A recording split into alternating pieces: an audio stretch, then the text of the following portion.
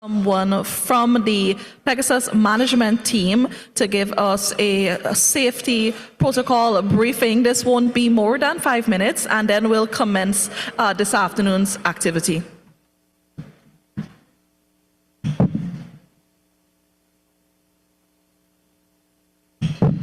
Good afternoon, everybody. My name is Carlos Montenegro. I'm the GM of the Pegasus Hotel and Suites. And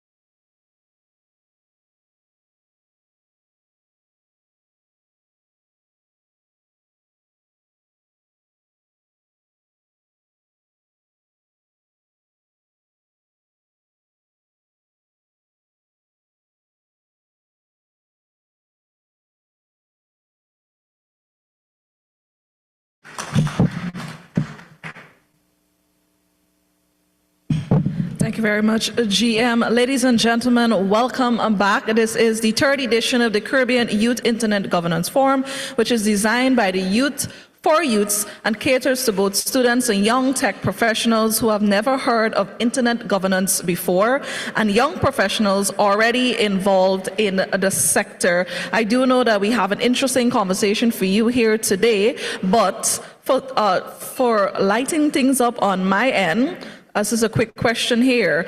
How many programmers does it take to change a light bulb? Any answers? How many programmers does it take to change a light bulb? I'll probably have a nice piece of cheesecake for you if you get that answer right. Any takers? I saw 4, 3, 2, 1. Any takers?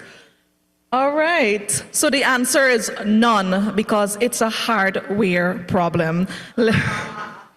Ladies and gentlemen, welcome once again to this edition of the third Caribbean Youth Internet Governance Forum. It takes me a great pleasure now to welcome Mr. Rodney Taylor of the CTU and also Mr. Tariq Mohammed of Cyigf Chair to deliver opening remarks. Let us welcome them. Thank you very much.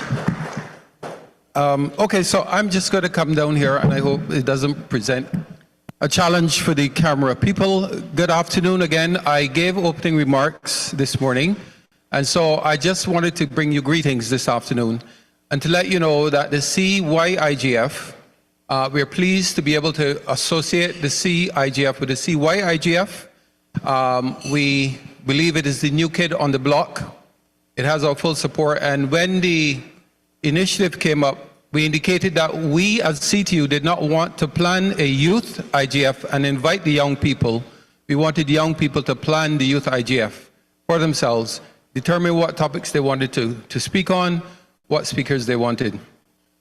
And so we're very pleased that, that we're able to have this third youth IGF. Can I see all of the hands of the young people here today? That's what I thought.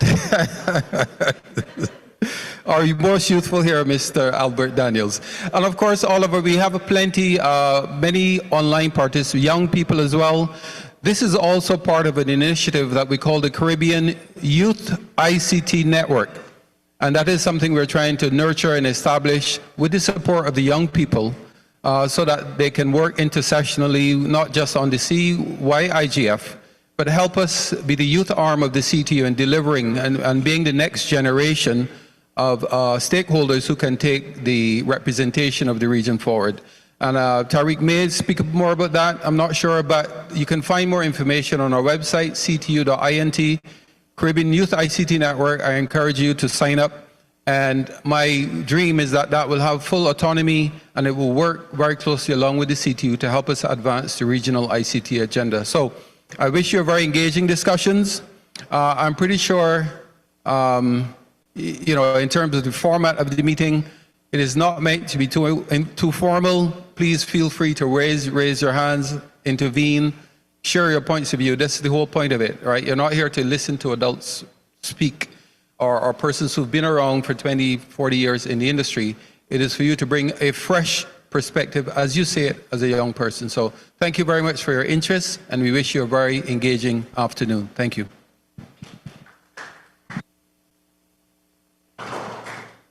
All right, so in following with SG's footsteps, I will also be walking out a bit and not standing on the podium. So good afternoon, everyone. For those who don't know me, my name is Tariq Mohammed. I'm from Trinidad and Tobago. This is actually my first time in Guyana. You all have a very beautiful country. I'm the chair of the Caribbean Youth Internet Governance Forum, which is an initiative that started not in Guyana, not even in the Caribbean, but was first ideated all the way in Rwanda, Africa in 2022. There, a number of youth from the Caribbean were attending a UN conference, and we were engaged by the CTU to take the initiative and design a forum that follows along with the ongoing Caribbean Internet Governance Forum, designed by youth for youth. What do we want to hear? What are the issues that we are facing, and how do we want to address it? In echoing the SG's sentiments, we have a very packed panel here today, packed sessions, lots of panels, and lots of presentations as well from Martin as well as Leslie. But this is not them talking to you, but really stimulating a conversation. Also, we are looking to expand the Cyigf from being just an internet governance-based initiative to being a youth in tech initiative. And if anyone is interested, and I hope you all are, please contact us. You could reach out to us at cyigf@ctu.int, and we'll get your contact information and have you there to know when we're launching and what are some of the activities, and hear and engage from you. Also, a very interesting thing to note is that in the past few months, so in the last forum, there were discussions on taking this rough initiative, the Cyigf, and officially registering it with the UN IGF as an NRI. We were able to do that this year, and so we are now, this is our first year of actually being a registered NRI with the UN IGF. So thank you for everyone that was possible to make that happen. I know we have a number of viewers online that are very active in that committee. Through this opportunity of registering as an NRI, we have been able to engage a wider community, not just within the Caribbean, but at a global level, participating in designing the ongoing youth tracks that lead up to the next Internet Governance Forum, and also participating in the ideation and development of that forum, which will be held later this year. I know Carol mentioned a lot of that earlier when she was presenting on the UN IGF as the MAG chair. So thanks so much, Carol. So yeah, without any further ado, I know we have a very packed agenda today, so I just want to thank you all for attending and encourage you to stay active. Each table has a microphone. Please feel free to pick it up. You have to switch it on and contribute at any time. So thank you so much, and I look forward to hearing from you. Thanks. Thank you, Tariq. We promised to get that ball rolling, of course, and we're going to start today's conversation. As young people, we can have a say in shaping the future of internet policies, and I do believe it's important as a young person we do so. Our next presenter is here to tell us more about it. Let us welcome Mr. Martin Boderman, the chair of the Global Forum on Cyber Expertise, that is the GFCE Working Group on Emergence Technology, and also the ICANN board member. Mr. Boderman. Thank you so much. Hello, everybody. Hi. Good to see you. What I'm trying here is to connect with you, because it's not only that the youth has a say on the future The youth is the future. They are going to determine how they're going to use the internet. And this may not be as we expected it in the past. So the future is what we make of it. You can't predict the future, but you damn well can be part of making it. So let us look ahead a little bit and really realize in this that the only constant we've seen over time is change. And from that point and that perspective, change comes with good things and with bad things. Let's make the best of it. And we do that by our choices today. So a vision for 2035 is that the internet will be a very different place than it is today. It will be faster, more secure, more accessible, more usable. It's where people can come together, share videos, collaborate, create things, even easier than today. Possibilities will be limitless, and everything is possible. Everything. How do we make sure that everything is more good than bad, that we want to use that? It's only 1974 that the standard for TCP/IP was published. Why do I mention that? It's because TCP/IP is the protocol that makes things interoperable, that makes this one internet that more than 5 billion people are using is really one internet to use, whereas it's a combination of many, many networks, many, many internets. It's an internet of internets. Since 1974, we started to connect those to make sure that we can share information across those. I started working in the end of the 80s, and at that time, there was a need to introduce telework. A first try. It was so difficult because when you worked in those days and you were part of a unit, you were sitting in the same corridor, in the same building as your colleagues. And when there was an organizational change, everybody in the corridor changed to the new corridor with the unit. And when we started with the telework pilots in the Netherlands with the Dutch government, it was really many managers who would be wary, like, how can I know they work? Of course, the question, the answer was, well, how do you know today? Because they're in? Because there's a coffee cup on their desk? Because their coat is hanging over their chair? Or is it because of the results? And it's Alvin Toffler who came in this book, The Third Wave, that was this time of futurists that Alvin Toffler, John Naisbitt, that with megatrends, that really came to see the beginning of the change that we've seen witnessed today. We have to break the idea that an executive is a person who drives 33 miles a day to a central locations where hundreds or thousands of people work in cubicles. And unless they go there, nothing gets done. It's true. 1990, telework became possible when deemed possible. And we used bulletin board systems for exchange of information. We used telephones to call, to connect to that information. And it was only in 1993, 1994 that the World Wide Web became possible. And from that, many, many more people started using it. And as Mr. Griffith said this morning, yes, of course, the internet started to be because of the war, because of the fear that the telecom networks would fail in large catastrophic situations, and the internet was built to overcome that. So the packet switching rather than the circuit switching was at the origin there. For those who are not as technical as I am, or even less technical, circuit switching is what you used to do with telephone lines. And you may have seen these pictures of women, mostly women, in offices picking, connecting cables in big boards. And then they made a circuit. And if any part of that circuit was broken, you couldn't connect. Packet switching in principle makes it possible that even if the sea cable, and we'll talk more about that tomorrow as well, between two islands is broken, there's other ways around it and you can still connect and you won't even notice that was the case.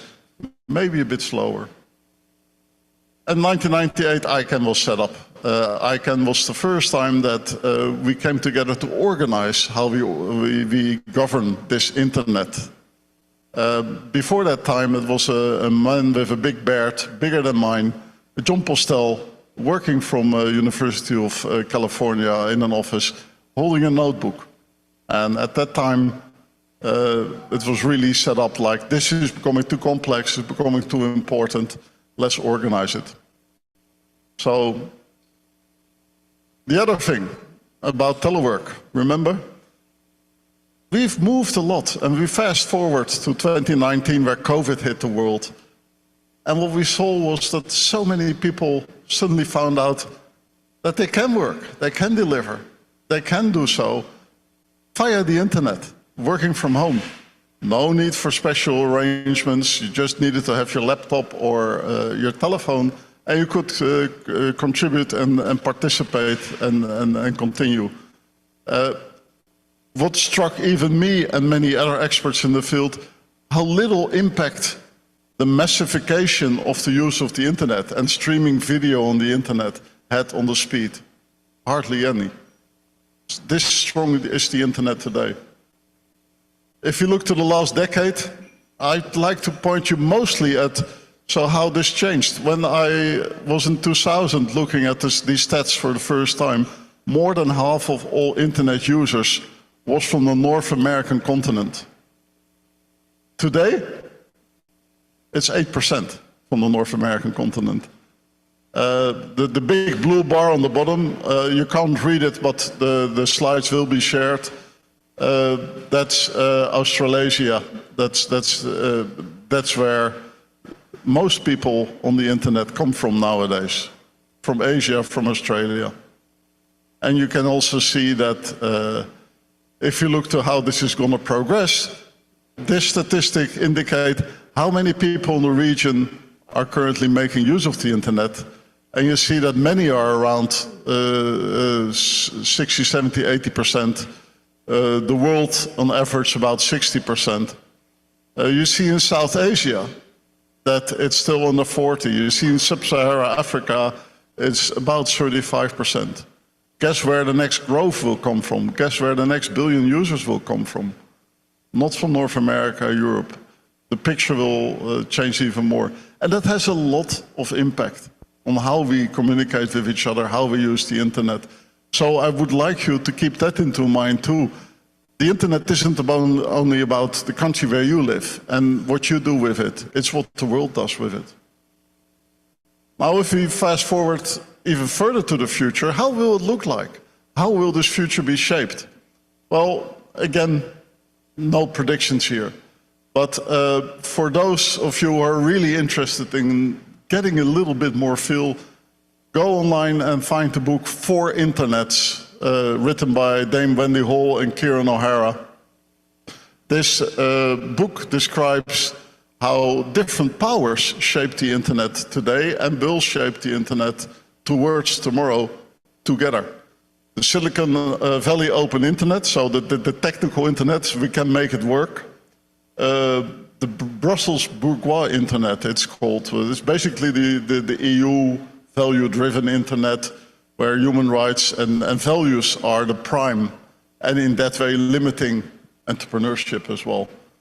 You got the Beijing's authoritarian internet, which is symbolic used in the book as an environment in which it's used to also monitor the people, get the people, keep track of what they do and things like that. And the fourth one is the DC's, District of Columbia, US again, but the commercial internet, and that is everything is for sale on that internet, everything.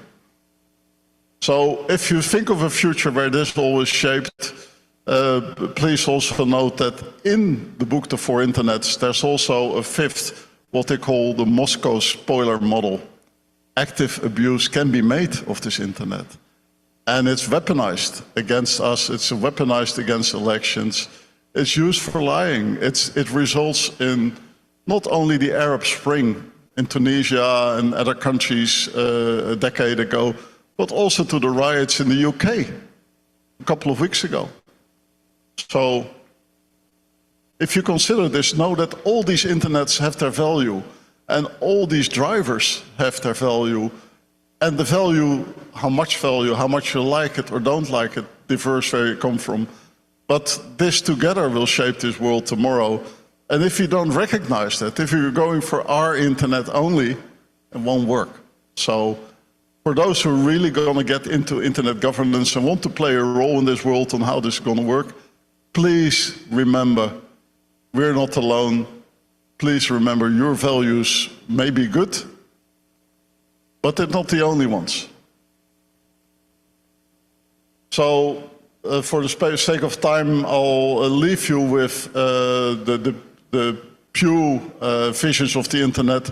Pew is the oldest, I think, social science research institute. It's based in the US, and it's the oldest because it was the first one who has access to all these lots of data. Nowadays we see how we can find the way forward with data and privacy.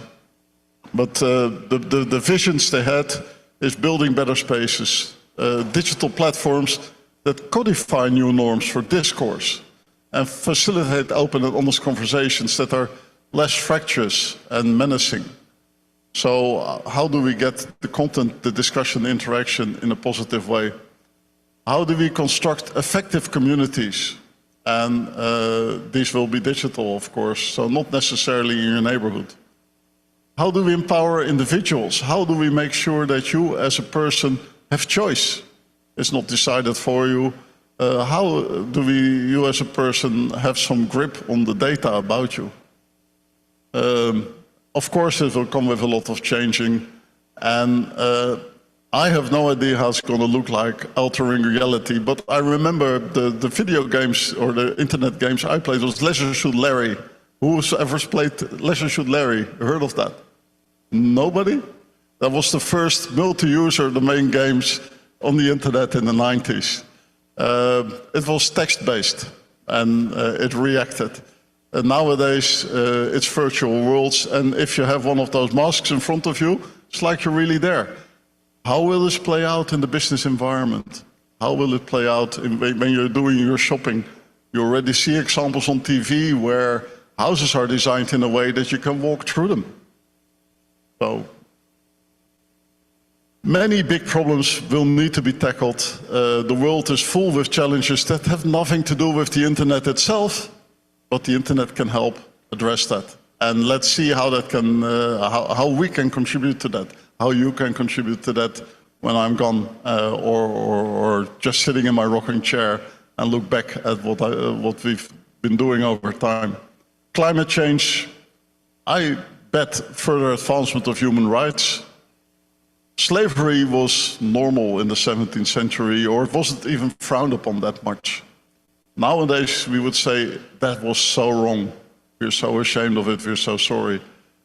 How will we deal in the future with, how we deal with diversity, with discrimination and things like that? And the other thing is, of course, global health issues such as pandemics. Next time, let's be even faster than with COVID. Just a couple of touch bases and then I'm done. Artificial intelligence is one of these game changers we're facing.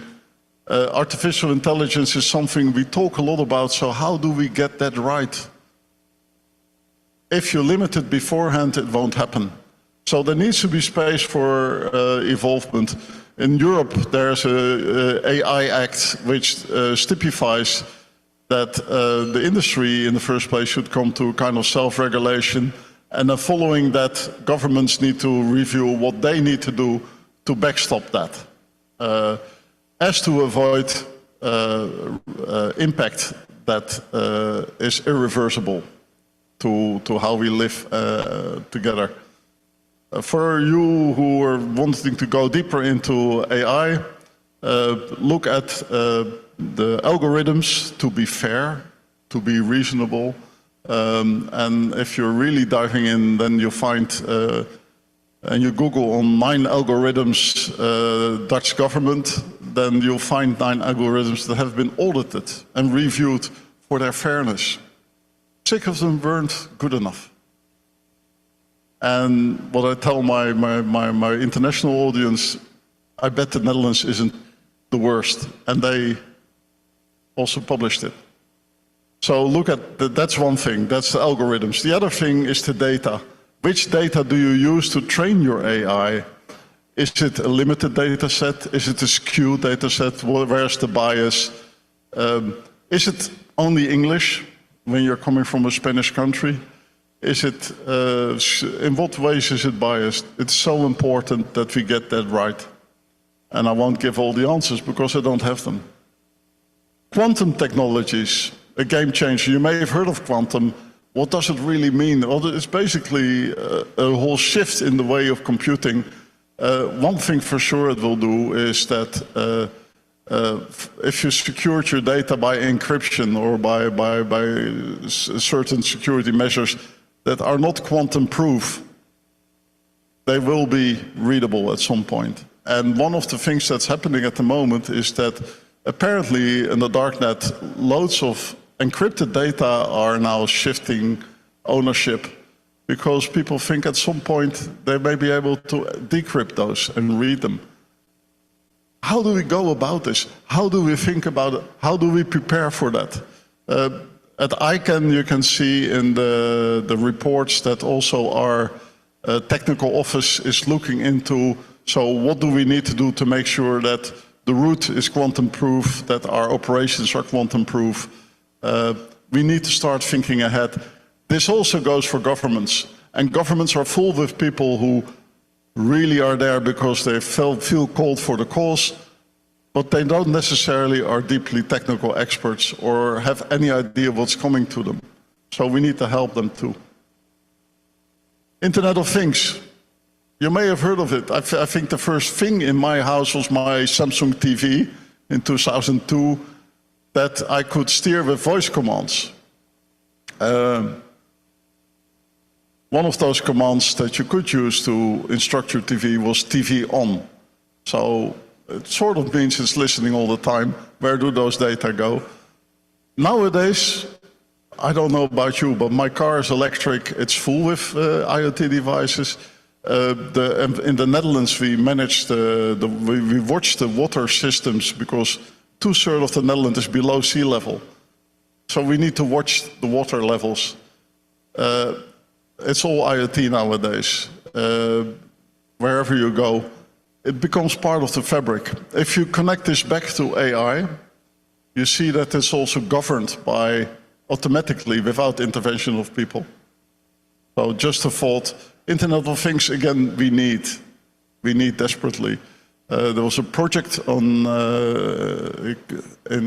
Kyrgyzstan presented to the European IGF where making use of LoRa wide area networks, so there's low radiation, so there's very cheap site networks that you can set up in environments where infrastructure isn't that good yet or is broken, where you can rapidly share information.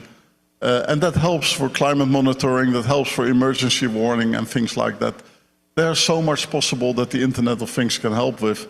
At the same time, if I put my camera in a way that you can also see whether the neighbor parks their car and who's visiting them, that may be frowned upon. Data does drive the economy. Big stories are really around, so why did Elon Musk buy Twitter? Where's the value of all these data platforms? Is it in the money they make or is it in the data they own? Many economists believe more and more it's in the data they own. So data does drive society and does drive the economy. So if you consider for your studies something about data governance, I think you'll be good for the years to come. Much to do there. It's key. Why is privacy so important? is because today nothing could be private anymore if we don't actively watch it. You could almost make a film of my life without me telling how that goes, because there's cameras, there's credit card use, there is borders crossed. There's so much that can measure everything about me, including the geolocation of this phone that I indeed often have with me. So if we don't take active measures, privacy doesn't exist anymore. Web 3.0, I saw it mentioned as well. What is Web 3.0? Anybody knows? I see no hands. Well, truth is, there is not one definition yet. But it does feel like the continuum from Web 1.0, which was the browser that connected you to pages with fixed information, to Web 2.0, where the information on these pages was dynamic, and depending on who was calling and going there, video, etc. Web 3.0 is an intuitive environment that is entirely devoted to you and where you can very easily get what you want. It will be more and more, experts say, decentralized, peer-to-peer, blockchain-backed, rather than the central registry. AI will be enabled to save a lot of time in your seeking. You may get the answer already before you ask the question. You may think that's stupid. If I'm done with my father, I walk out of the door of his house. My phone tells me how much time it takes to drive home. I didn't ask that phone. User greater control over his or her data is something that's said. That means that's true for the good guys and for your privacy. It's also true for the bad guys. It creates another environment. Trustless and permissionless. This is the way we built the internet. And there's a lot of value in that. At the same time, how do you ensure that permissionless doesn't lead to abuse? If it's connected everywhere all the time, some people, not from the internet, of social sciences, will warn you that look around in a restaurant. People having a romantic dinner together, both looking at their phone, being in contact with so many other people, saying how fantastic it is to have this romantic dinner, while they're not engaging with the person at the table. And last but not least, in a decentralized environment, and you already see that because the internet is across borders, the legal and regulatory risk, who is going to take care, who is going to jump in when there's abuse, who can do that, when is it abused legally in that area. So, leaving you with a contemplation, again you can read it on the presentation when it's shared. Over the next 15 years, the internet will expand in more depth and breadth. And the range of active stakeholders will widen. It will be more than the ones that are now in the room. While the potential challenges are enormous, so are the opportunities. And both business leaders and policymakers can harness that internet. We can take action to serve broader economic and social objectives in the public interest. Regardless of how the future unfolds, exploring and rehearsing divergent and plausible figures for the internet can help to shape it for the better. Don't try to make it, to boil it down to be yours. Make it ours and help make that happen. So the question really is to all of you, but even more to those who have many more decades to go than I have. What will you do? And we create the world of tomorrow with the choice and the actions we do today. So I'll leave it to that for the sake of time. You will find some information on ICANN and some information on the GFC after that. But I really hope that you do engage and do realize that doing nothing isn't really an option. It will happen to you then. So I'll be around and happy to answer any questions at any point in time, engage with you. And I also want to point you at the opportunities that there are for learning more online, engaging online with institutions like ICANN, Internet Society, LACNIC and others. IGF, you can participate. You can't travel to Riyadh? Not a problem, you can still be there. I see Carol, the chair of the MAC, agreeing, 2 thumbs up. So if you think, well, that's too far from my bed, I'll never be able to do it, get curious, try it. Maybe you'll like it. So thank you for that.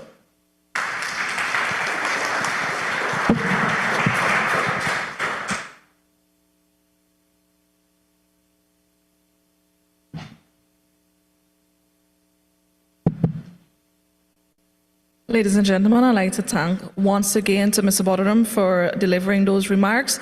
A reminder that today we'll be looking at empowering youth and addressing challenges in global internet governance, navigating the future of digital policy. That presentation was just done. We'll move into empowering Caribbean youth, driving the Global Compact and SIDS agendas into action. I'd like to now invite Ms. Nancy Quiros of the Internet Society to deliver her remarks. Let's welcome Ms. Nancy.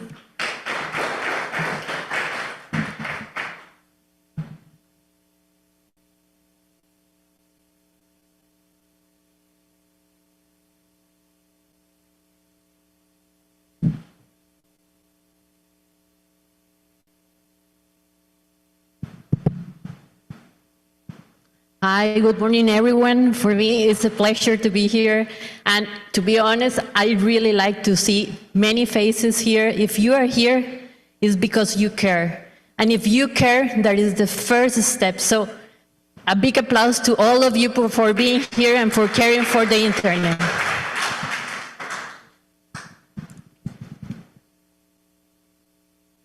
All right, I'm going to open the questions. So we're going to highlight now the proactive role of youth in the Caribbean in advancing the principles of Global Digital Compact, that is the GDC. So I'm going to invite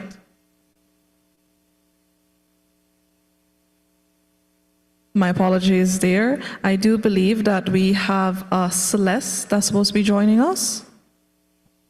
Good afternoon. Yes, I'm online. Hi, Celeste, are you here? Celeste Yes. is the moderator for this panel, and we have a few other online panelists.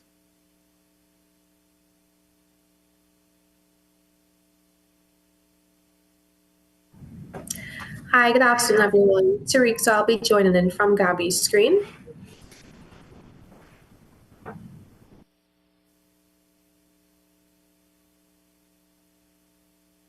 Okay, good afternoon, everyone. So, as mentioned, my name is Celeste Pereira, and I'm an ITU envoy from Trinidad and Tobago, and I'll be moderating our first panel discussion this afternoon, which is on empowering Caribbean youth, driving the Global Digital Compact and SIDS agendas into action. So, it's my honor to be here this afternoon. Now, this panel discussion highlights the proactive role of youth in the Caribbean in advancing the principles of the Global Digital Compact, which I would refer to as the GDC, and the Antigua and Barbuda agenda for SIDS, focusing on their contributions to achieving these international goals.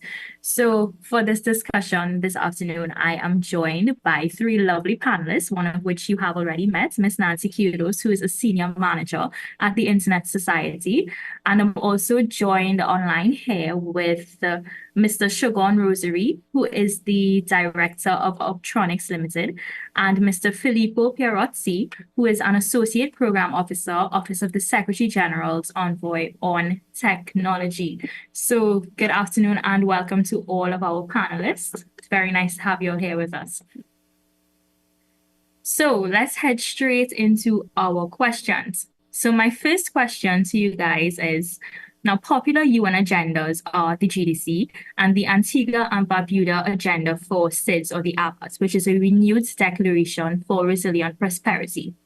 So these focus on driving development, regional and globally, with focuses on the technology. Now, in your opinion, what is the relevance of these agendas to the Caribbean region, and what are some of the key priorities that we as a region should focus on? So any of you can feel free to answer first.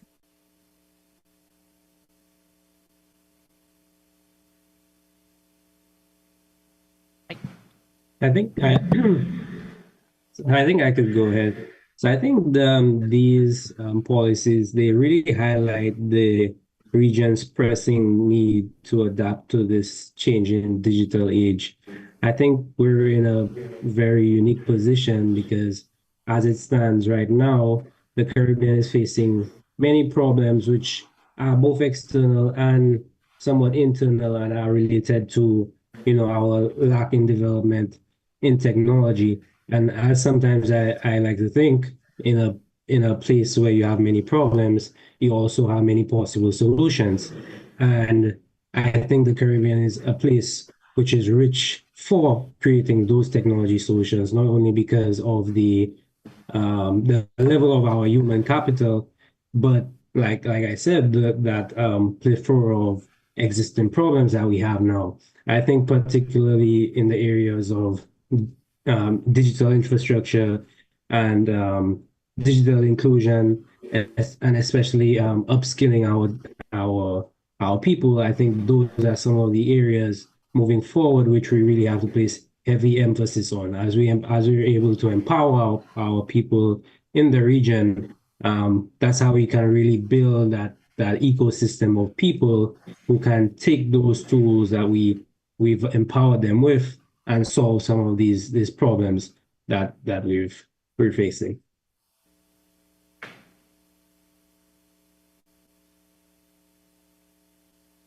Thanks. Thank you for that, Siobhan. Maybe I can go next, if you can hear me all right. Yes, we can. I'm not from the region and I'm not even that young, so I don't really feel that I'm the most qualified person, but maybe I can elaborate a bit on the Global Digital Compact, especially based on our experience. Again, maybe it's a lot of UN jargon on who I am and who we are. I'm working with the UN Secretariat in New York, and we are supporting the co-facilitators of the GDC. And over the last 2 years, we engage with some 8,000 stakeholders from all regions. When it comes to the Caribbean region, and what Shergon was mentioning about digital infrastructure and upskilling, I think that the opportunities from the GDC for young people in the region, they are two-pronged. One is related to the thematic, to the issues in particular, and there is digital skills, there is all the language related to human rights, and there is, of course, a strong component on connectivity with some specific language that I think will be very relevant for the region on local initiatives, local networks, and also other forms of connectivity, like can be satellite connectivity. But the other one that I think is also very important is around methodology. That is to say, strengthening a multi-stakeholder model where young people can contribute and when all countries can have their opinion represented. And there I'm thinking especially of what Martin was saying in his keynote around artificial intelligence, and artificial intelligence is everywhere. So it can be an opportunity to young people to come in, chime in, and for everyone to play a role in the governance of artificial intelligence for the year to come. And the way we perceive it from the Secretariat, we know that our North Star is the Agenda 2030, of course, the Sustainable Development Goals, but digital cooperation and technology will not stop on 2030. That is 5-6 years away. So we really think that this can be the first step for the technological agenda looking beyond 2030. Okay, thank you for that, Filippo. And in the interest of time, I'm going to move on to our next set of questions, which focuses on the role of youth. But before I do that, I have to apologize to Ms. Jael Goddard, who's also a panelist here this afternoon. She is a Cyigf committee member. So welcome, Jael. We're very happy to have you here with us as well. So as we're focusing now on the role of youth, I would direct these questions to both Jael and Shergon. So youth have been described as digital natives who have grown up with and around the developing ICT space. Now, given the role that ICTs play in the lives of youth every day, where many are online, connected, and they leverage ICTs to support their everyday tasks at work, home, and otherwise, what actions do you think can be taken by youth to drive the SIDS agendas within their communities and the Caribbean region? So, Jael, you can go first, and then Shigun. Thank you so much, Celeste. So I think as digital natives, we have a unique advantage in advancing these agendas. Our deep understanding of ICTs can drive positive change, but to do so effectively, first we need to be well informed and familiar with our regional alignments. A lot of the alignments, a lot of the principles, it aligns with stuff that we're already doing. So we already see the Caribbean driving forward and striving and committing to these principles already. Also, what youth can do is actively seek information, participate in discussions, and provide feedback. Leverage your networks and digital platforms so we can boost engagement, advocate for youth inclusion, and promote civic engagement. Resources can also be shared, like opportunities for skill development, mentorship, and knowledge on digital development. All these actions can empower others to contribute a sustainable future. Okay, thank you for that, Jael. Did we lose Shigun? I think we did. Okay, so based on that answer you just gave us, Jael, what are some challenges that you may expect to arise from youth driving the SIDS agendas, and what are some possible mitigation strategies? Okay, I think some challenges could include limited resources, access, and interests. Organizing events like social media campaigns, youth forums, it's difficult to do without funding. There's also resistance that can be faced with institutional support and advocating for youth perspective, not just at a youth level, but also bringing these perspectives and voices at a higher level. Many Caribbean youths are also disengaged due to our current socioeconomic challenges, so their focus aren't really on internet governance and digital transformation. They're more interested on the prices of homes or the cost of bread, so that will be of greater interest. However, these obstacles can be overcome. It's possible by us persevering and continuing the advocacy, doing the work, collaborating. All of these things would attract funding and greater youth engagement. Through these things, doors can be opened and we successfully create a more sustainable future. Okay, thank you, Jael. Shigun, I see you're back with us. Yeah, so my internet did drop for us for a moment there, so I'm not sure what Jael may have touched on. But I guess this is one of the examples of why we need to see, stronger digital infrastructure in the region. But one of the key priority areas that I think, you specifically can focus on, because we are digital natives and we are used to, solving problems, communicating, and innovating with by utilizing ICTs. I think one of the main things that youth really need to do right now is innovate. And I think to innovate, the youth also need to focus on, grabbing at the current opportunities in the region that exist and that create those environments for innovation. So things like participating in innovation hubs, participating in incubators, participating in accelerators. I think we as youth, we really need to put ourselves out there and in those sorts of environments that can create that reaction. Because as youth, we bring this energy, we bring our ideas, and we bring our need for change as well. So when we put ourselves in those environments where, there is already existing systems, there is already existing capital, I think that's where we can really take our ideas and really grow them, really expand them, make them not only ideas that serve a local purpose, but serve a regional and global purpose as well. I think specifically in the Caribbean, we need to move away from thinking not just what can I do for my local community, but also what can I do for my regional community, and how can I be a global citizen as well? How can I impact persons all the way over in Asia? How can I impact persons in Canada? How can I, thinking globally, not just about the Caribbean. So yeah. Okay, great. Thank you, Shugon. So our next question, let's talk a little bit about looking forward to a sustainable, connected world. And I'd like to hear from Nancy first, who is there in person with you guys. So the question is, looking ahead, what is your vision for the future of Caribbean youth in the digital age? And how do you see their role evolving in shaping not just regional, but global digital policies? So Nancy. Thank you. So I think that a door was open and now we have support, which is very important. But we can only take opportunities if we have an action. What would happen if in this moment I ask you all to put together all your knowledge, all your experience, and work together? I believe that nothing would be impossible. I've been working for ISOC for 10 years, and believe me, for our community, there's no impossible. And I really believe in the power of us.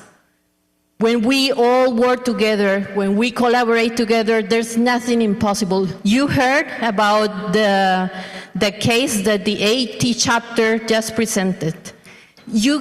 They built more than 10 community networks in 2 years. 80 chapter is one of the youngest chapters in the Caribbean, and they did. And they did because they believe. If you believe, and if you can take at least 1 hour of your time and donate it to this cause, we will make this change. But as I said, change will only happen if you have an action. And sometimes we believe that that action should be something big, something huge, and sometimes we believe that we cannot make that change because sometimes we think that we need to be experts to be here. But you have to believe that if we have an internet, that internet is created and built by each of us. It doesn't matter what is our background, it doesn't matter how much we know, it only matters our will and how we will work together. So my dream is that we all take action today. And there are very, very simple steps that you can do. The first one, for example, could be join Internet Society, join a chapter, and donate 1 hour of your time. It could be 1 hour per month or 1 hour per year, but do something. There is a lot we can do, and we are already making a change. It's just a matter to begin this change.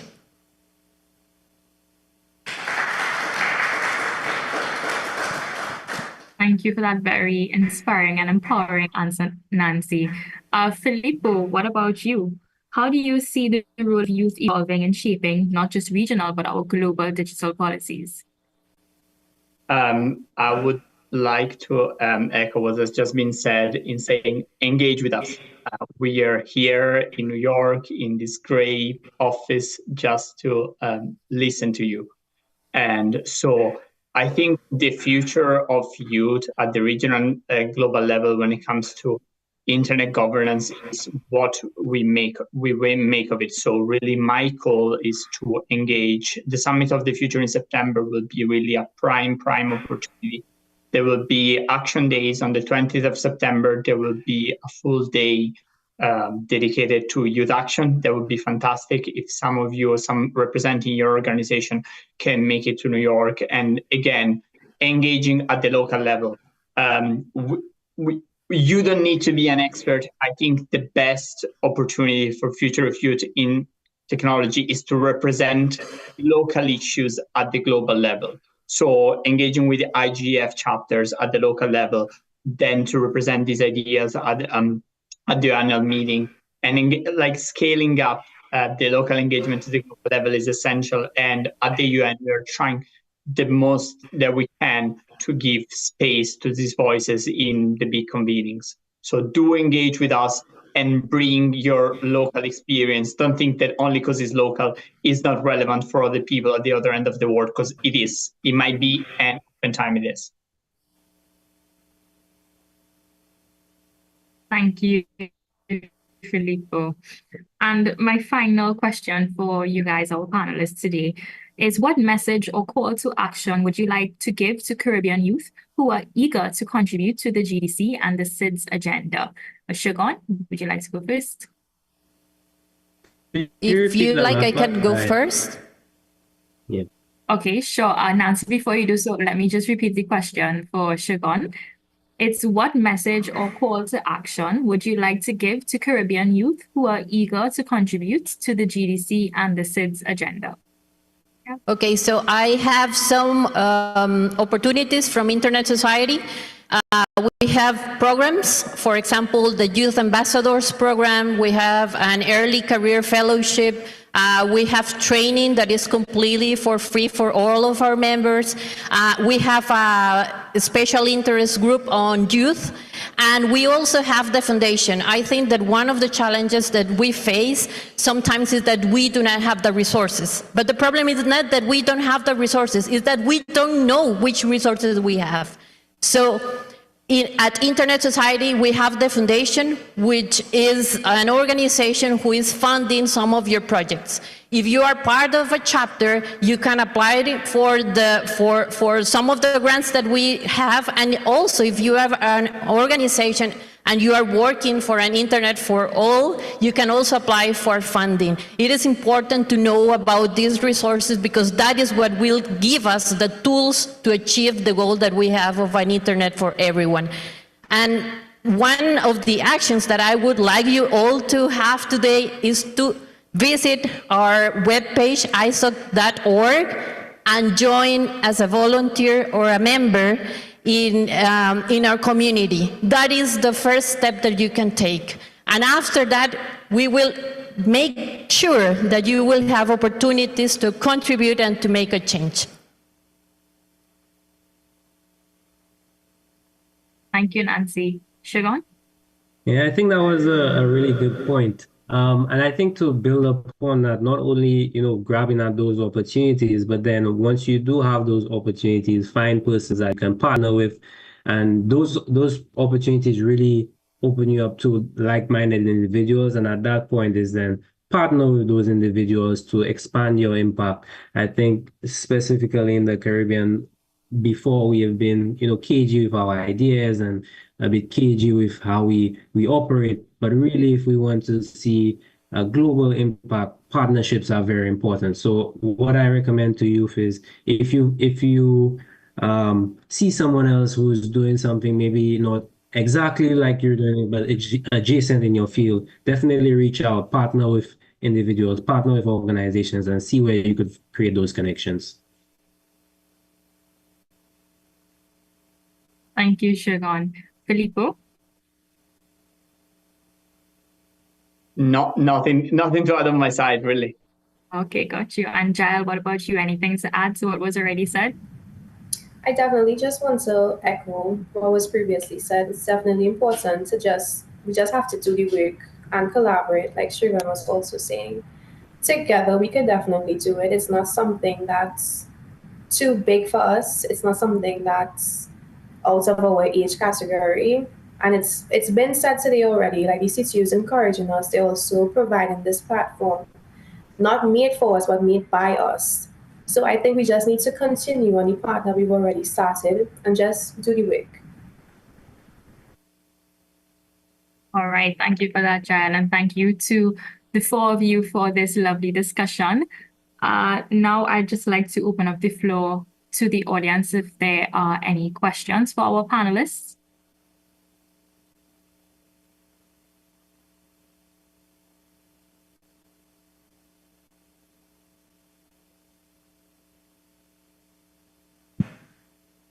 Thank you very much for the engaging conversations.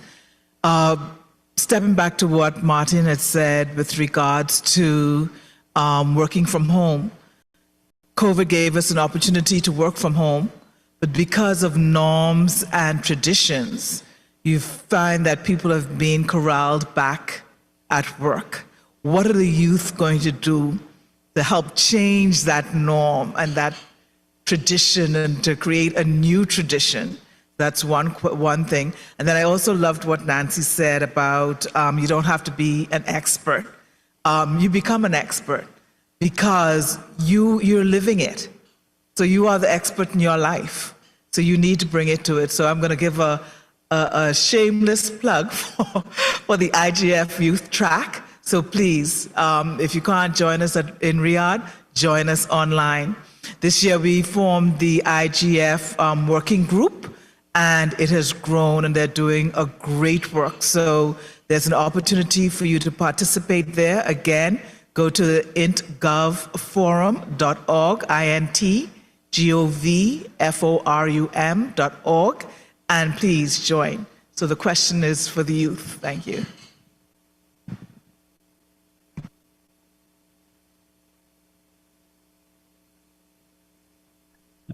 Well, I think to that point, it's really grabbing at those opportunities, no matter how they present themselves. I think back in 2020, during the height of COVID, I would have joined the ITU's Generation Connect group, and for example, that opportunity, while it was virtual for probably a year, but then and we would have regular meetings, monthly. I mean, of course, those meetings aren't the most. Sometimes you feel like those meetings aren't the most engaging, but you're still, getting work done. You're still moving the needle, and engaging with persons in whatever forum it may be is really important, because I mean, after that, it opened just that opportunity opened me up to so many other opportunities afterwards. So I think for me, my message to the youth is like, it doesn't matter what mode that these opportunities come across, just putting yourself in the room, putting yourself out there, and engaging persons can really open you up to many opportunities afterwards. So don't discount it because of your preference, just jump at it. Okay, thank you, Shogun. Would any other panelists like to add to that answer? Maybe I can add something. I think that change will always find the status quo. That will happen sooner or later. What we need to do is to enable the environment. In the moment that we enable opportunities, people will take them. And in that moment, things will change and go back to the normality. I really, really believe that each time we enable an opportunity, it grows. And it grows like mushrooms. So as more opportunities we can enable, the more engagement we will have. Okay, thank you, Nancy. Oh, sorry, Filippo. Yeah, maybe I can also go. I find it very interesting the mention of like COVID and working from home. I think it resonates especially with my generation, that is our generation.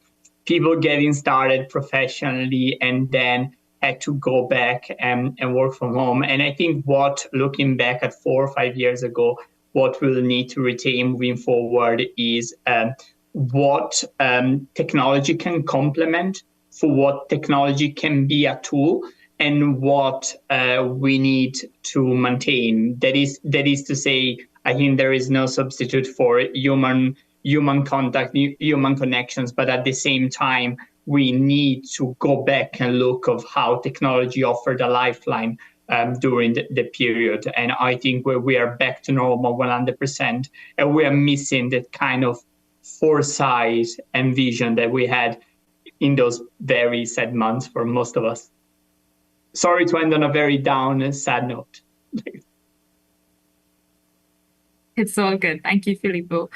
Okay, so in the interest of time, we do have to wrap up our panel discussion this afternoon. So as I wrap up, I would just like to thank once again our four lovely panelists for this what I think is was a very fruitful discussion this afternoon. I think the key takeaway for us as young people is that we really just have to be brave, be bold, and just do it. Take the necessary steps. I loved Nancy's line of saying we don't have to be an expert. So thank you all so much for this lovely discussion and the great advice empowering us as young people in this sector. So thank you all again, and we will close off this discussion now. Celeste, if I may, we have one more question from the forum, and then we'll wrap things up from your end. Okay, sure. Sorry, I can't see you guys. Okay, thank you for allowing me, Maarten Botterman. I've been enjoying very much engaging with people who did participate to the ISO courses online, and I very much recognize that in the end, it is about human contact as well, and there's a difference between digital contact and in-person contact. Now, what I tried to get the students to is to organize speaking sessions in their neighborhood with their own peers, with their class, with their workmates, because you learn so much from that. When I started about telework, my first job was one where I worked with the teleworkers themselves.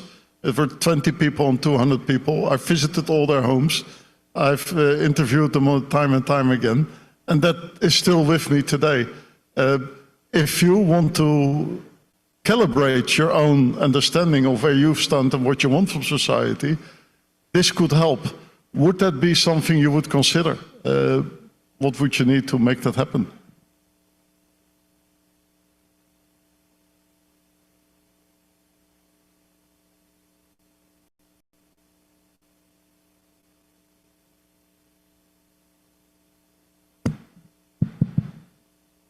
That's Web 4.0. We're not there yet.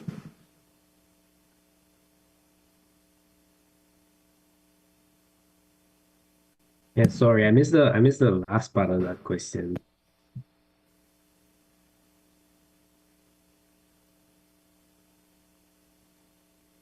If anyone would like to take that question? Or probably they could directly answer that question to you directly, Mr. Waterman. I'd like to thank the young persons there for carrying on this second discussion, second panel discussion at that moment.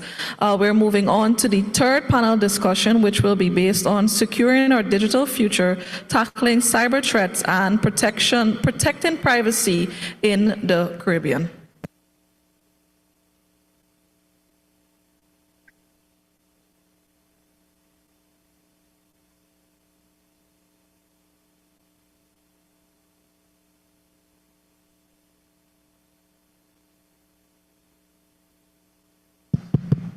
Joining us will be the moderators, Ms. Ranasha Caesar and also Mr. Tyler Sudat of Cyigf.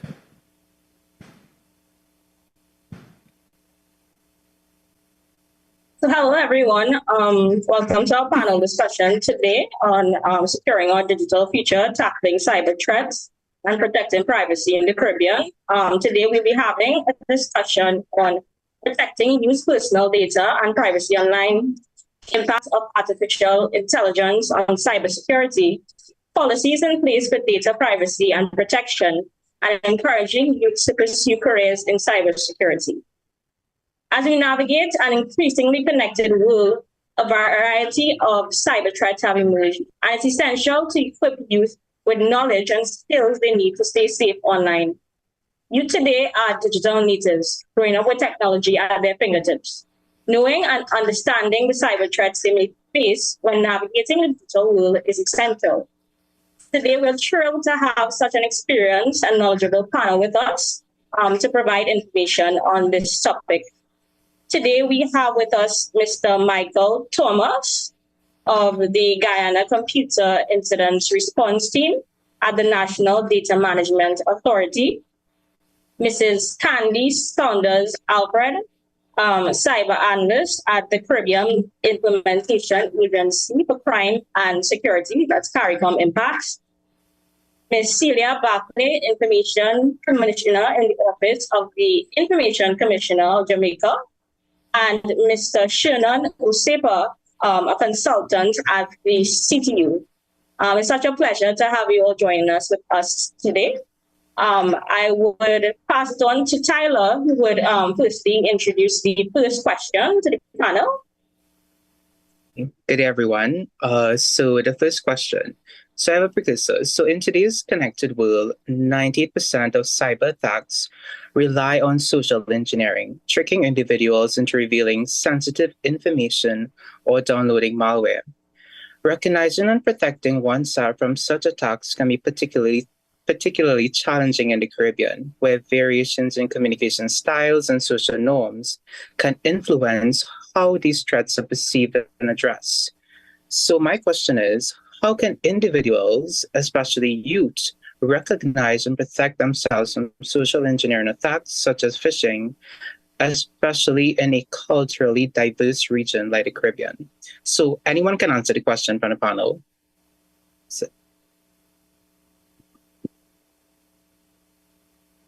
Hi, good day, everyone. Candy Sonazafret from CAICOM Impacts. Thank you for the question, Tyler. From a regional perspective, one of the things we, which is one of the most important things, is education and awareness for allowing persons to be able to understand what is a phishing attack, how can you identify these type of attacks, and being able to mitigate them. Also looking at anti-phishing tools and software to assist in this. And there is a need for the youths to be able to understand the importance of knowing how your digital footprint is navigated or used while doing searches or on the internet, because your digital footprint is one of the key things that allow these attackers to receive information to be able to instigate these phishing attacks.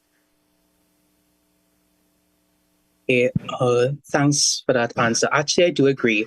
The youth should be aware of these types of attacks because, for instance, well, most of the youths, especially myself, have attended UE, and in their emails, sometimes we receive emails telling us that our Outlook email is about to expire, and please click on this particular link. And some people will click on the link, and of course, it will lead to a lot of attacks. So again, the whole notion of educating and making the youths aware of these types of things is important. So I can pass it over to Renasha now.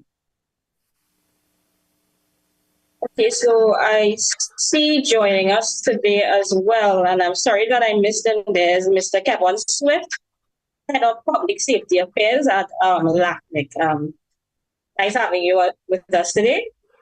So we just move on to the second question for discussion. In the digital age, the protection of personal data and privacy has become critical for people of all ages. For youth especially, who are increasingly active online, ensuring that their privacy and data is protected is essential. In the Caribbean, we're seeing that a lot of the digital infrastructure currently is rapidly evolving, and internet usage is on the rise among youths and other age groups as well. And with this comes challenges as well as opportunities in safeguarding our personal information. Our governments and organizations in the region, they play a crucial role in setting standards and implementing measures to protect data privacy and technology. So one of the questions that I would like to pose, I would invite Mr.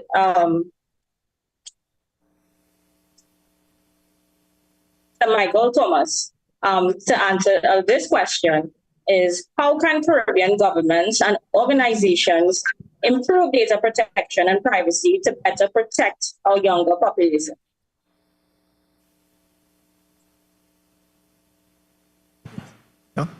So good afternoon, everyone. So the government and organizations in a whole can actually start to enforce some of those policies that are put in place actually to protect the young people's data. Because one of the things that you'd find is that sometimes organizations, they mishandle that data and young people's information end up out in the market being sold off for just a penny or two.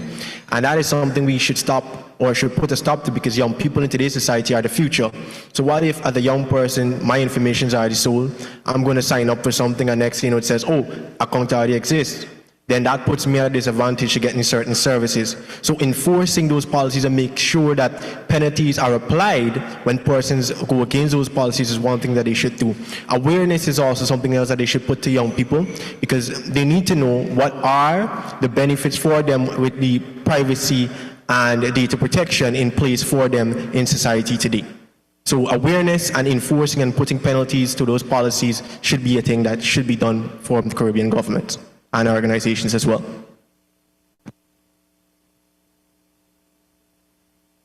Thank you for that answer, Mr. Thomas. I'll just hand it over to Tyler to pose the next question in our discussion.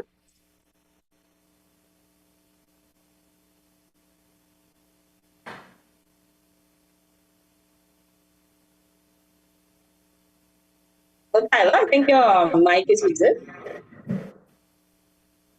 Sorry about that. Okay, so this question is about AI and cybersecurity. So technology is ever evolving, and AI has emerged as a transformative force in many areas, including cybersecurity, both offensively and defensively. So in the Caribbean, where digitization is expanding rapidly and cyber threats are evolving, understanding the role of AI in cybersecurity is particularly important.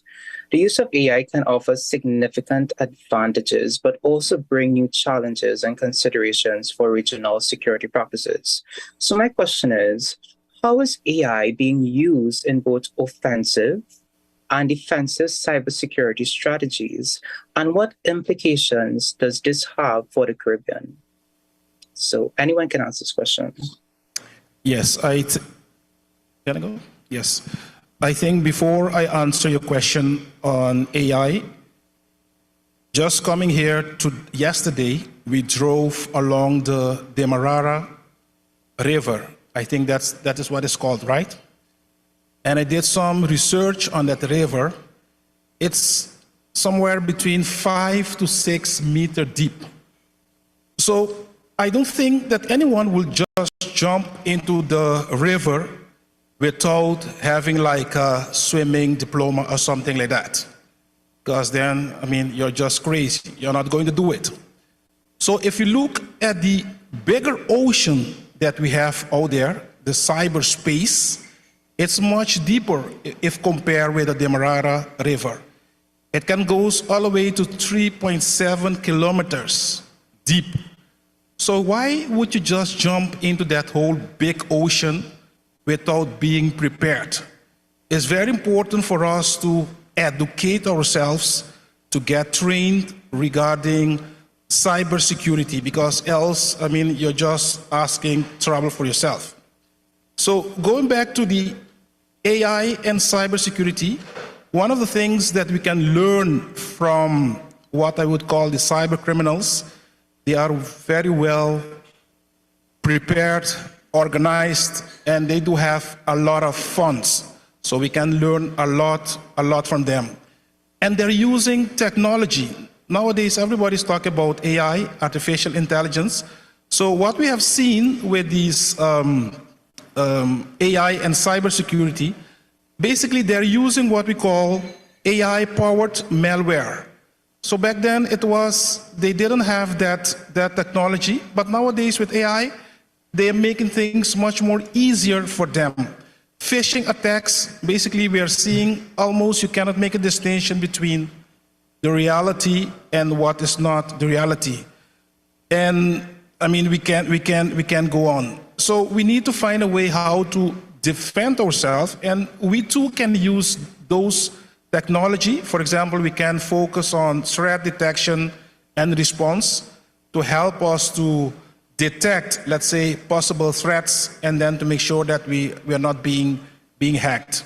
We can also use what we call intrusion detection system, the same, and very important. It's important for us in the Caribbean to have, let's say, legislation in place as well. If you look at the wider Caribbean, just a few countries do have national cybersecurity strategies. So how do you think you can solve problems if you don't have, on the local level, a kind of a strategy to deal with all the challenges that we're facing? So I think we should start focusing on those, and then I think in one way or the other we can mitigate the challenges.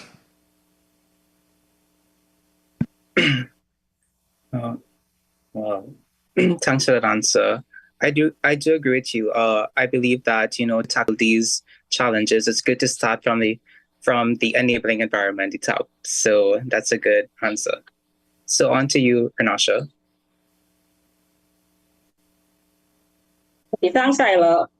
In today's digital landscape, data protection and privacy are crucial issues, particularly as personal and organizational information becomes more vulnerable to various threats. In the Caribbean, as Tyler would have mentioned, and I would have mentioned before, digital transformation is something that is advancing. And it is crucial for us to understand and implement provisions for robust data protection and privacy. So I'd like to pose this question to Ms. Candy Saunders Alfred or Mr. Kevin Stewart. If you all are aware of any, what are the current data protection and privacy policies that you know of in place at the Caribbean? And how do you think they impact our youths as well as our organizations here in the Caribbean?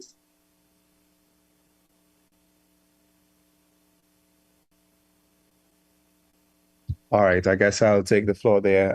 Thank you very much for this invitation to speak here. In terms of the Caribbean's data protection policies, what I would say is that we still are at a place where there's, excuse me just 1 minute.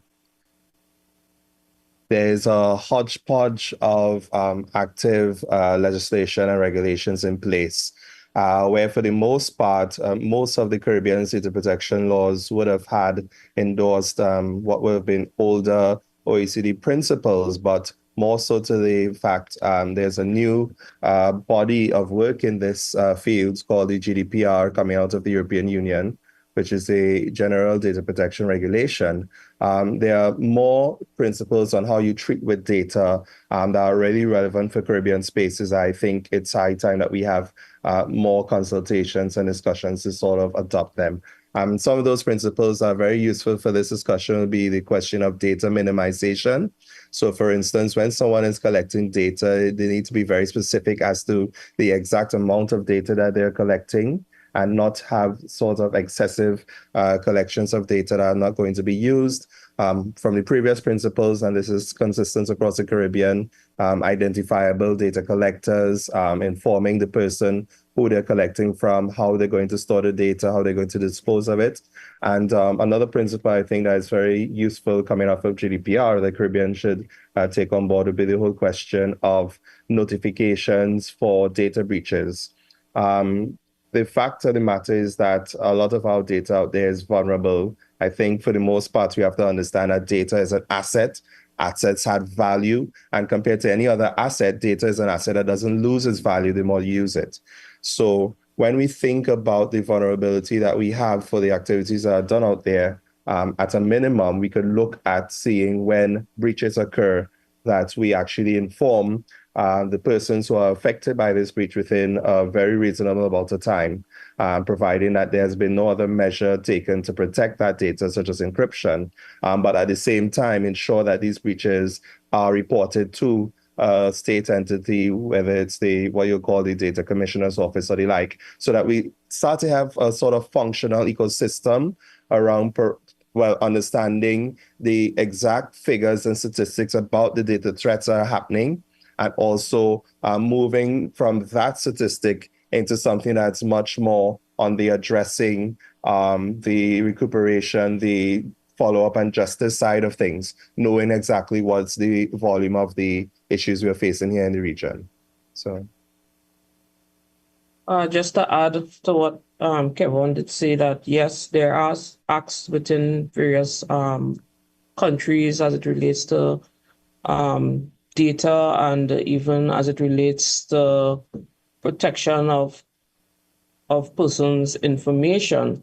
But what we realized, there is a need for harmonized laws across the region so that we could actually, when something happens, let's say in Barbados, but the crime is actually border crossing, that let's say Trinidad could be able to assist and to provide information as it relates to that specific crime. So we realize that the region is a bit segmented as it relates to some of the laws, and there's a need for a standard for us to be able to protect our youths and their privacy as it relates to data. And thank you for those answers. I actually was thinking about that as well. I mean, different countries have their individual data protection laws acts, but it's good for everyone to come together and have consultations on harmonizing these data protection laws to ensure that we're all on the same page, and to also have proper reporting mechanisms and a proper central point to report such any cyber breaches or any sort of incident, so that we could all help each other. I think that's a really nice thing. It definitely just the regional harmonization of it all. I think it's very important. So thank you for bringing up those very important points. I'm just going to pass it on. Can I add something else? Rachel Joseph in the chat made a comment about the Cyber Fusion unit, to which CARICOM impacts. We do have a Cyber Fusion unit, which has been implemented January of this year. And the unit was formed as it relates to assist our regional countries as it relates to any cyber crime or cyber security incidents. So we coordinate with the CSIRTs within the region as it relates to any incident, so that other countries or Caribbean countries can be aware of any type of malicious attacks as it relates to national and critical and national infrastructure, also as it relates to any virus malware that may be of importance to let our regional counterparts be aware of it. And we also assist in providing awareness and training programs within cybercrime, cybersecurity field. Thank you.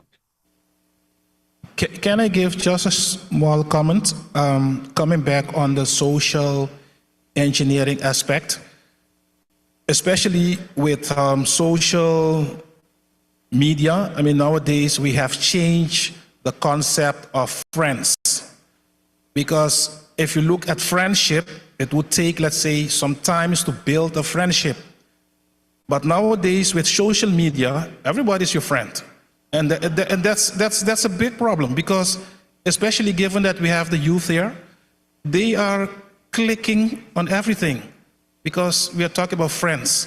The internet was built in an environment of trust. So back then, all these researchers and academics, engineers, they did know each other. But nowadays, that's not the case. Everybody's using the internet, but we are not friends. I mean, you cannot just friends. To have a friend, you need to build friendship, and that would take some times. So my advice would be, especially to the youth, to get yourself out of trouble. Don't click on everything, because you don't know what you're doing, basically. I just want to add one quick one to that, and I love how Shannon put it. Not everyone is your friend, and the collection of data online is ever more invasive than before. So you are on a social media network, but you fail to realize that that social media network has links with another business, which should be online advertising, with another business that should be of some commercial endeavor. So when you're so anxious for that new application or that new game on social media, you click yes, yes, yes, you're probably not aware of how much control you're giving away of your personal data. And as I said earlier, data is an asset, data has value. So that is what fuels this sort of business, this ecosystem, whereby you're getting all those sponsors, sponsor that. I'm sure many of you had the experience of talking about something in your phone, and by the time you go to a social media platform, you see a sponsored ad for it. That's because of a previous app, something you would have agreed to. You probably have your microphone on, you probably have an always listen on. So you have to be very conservative with what you agree to online. Not everything that is shiny and bright on these platforms is worth it. So just to think a bit more, if it's too good to be true, you get this app and it changes you and you look like a supermodel, it's probably too good to be true. So just be very wary about how you behave, your conduct is when it comes to applications and content online. Thank you all for that advice. It is very true. We have to be very, aware of what we're clicking and what we're doing online because, as you say, everyone is not your friend. Not everybody has good intentions. So it's good to be cautious. I'll just pass it on to Tyler to ask the final question for this panel discussion. Okay, so the last question is about career pathways. So how can Caribbean educational institutions encourage students to pursue, as well as better prepare them for careers in cybersecurity? Anyone?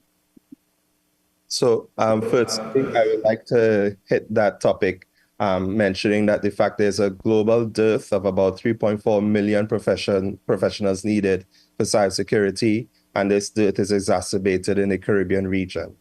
So previously, we just look at the traditional education supply and think, well, the traditional institutions should have something there.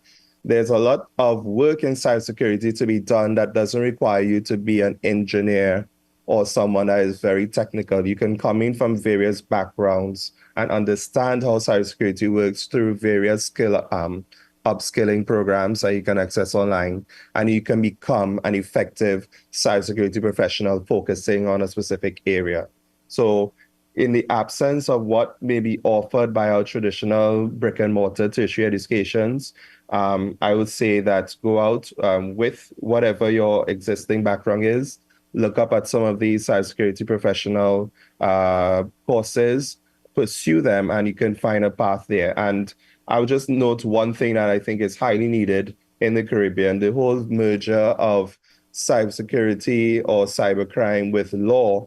It's something that there needs to be a lot more here to help build up this sort of robust policy and enabling environment that we want. Just to add to that also, I would encourage the youths to be specific. Find something within the cybersecurity field that you feel you are comfortable with and become good at that, because the field is a very broad field.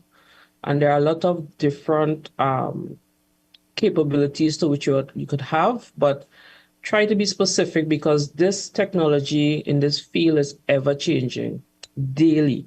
So you should identify something, be a professional at it, and then if you want to look at others, fine. But I would ask you to make that foundation by being very specific in what you would like to pursue in the field of cybersecurity or cybercrime.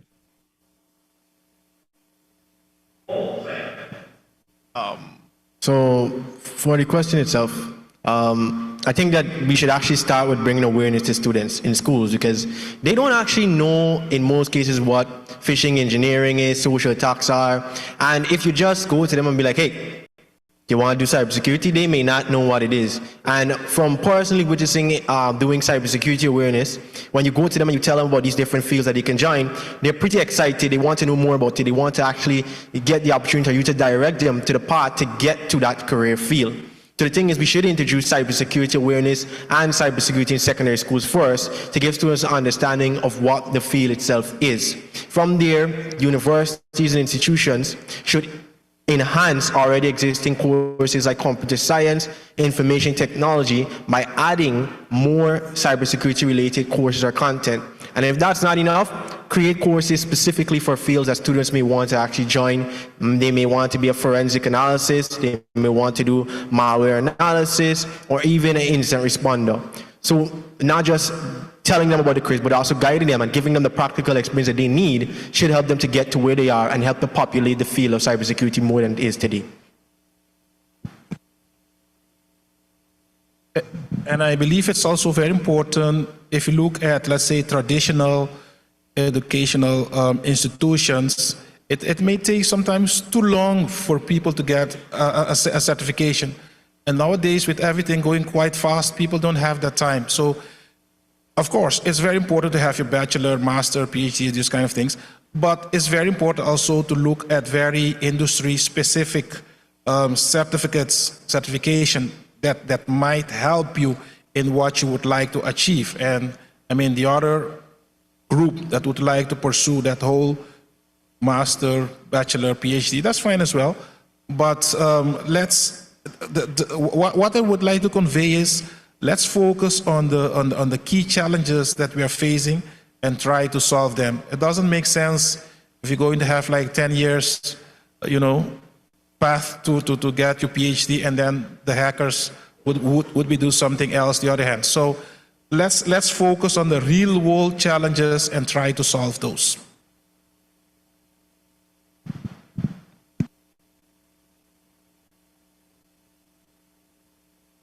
Okay, thanks for that answer. So Renasha, do you want to close it off? We don't have any questions from the audience. I would also like to just ask youth, anybody, if you all have any cybersecurity concerns, you could put them in the chat. If I may, moderators, we do have a question from someone on the floor.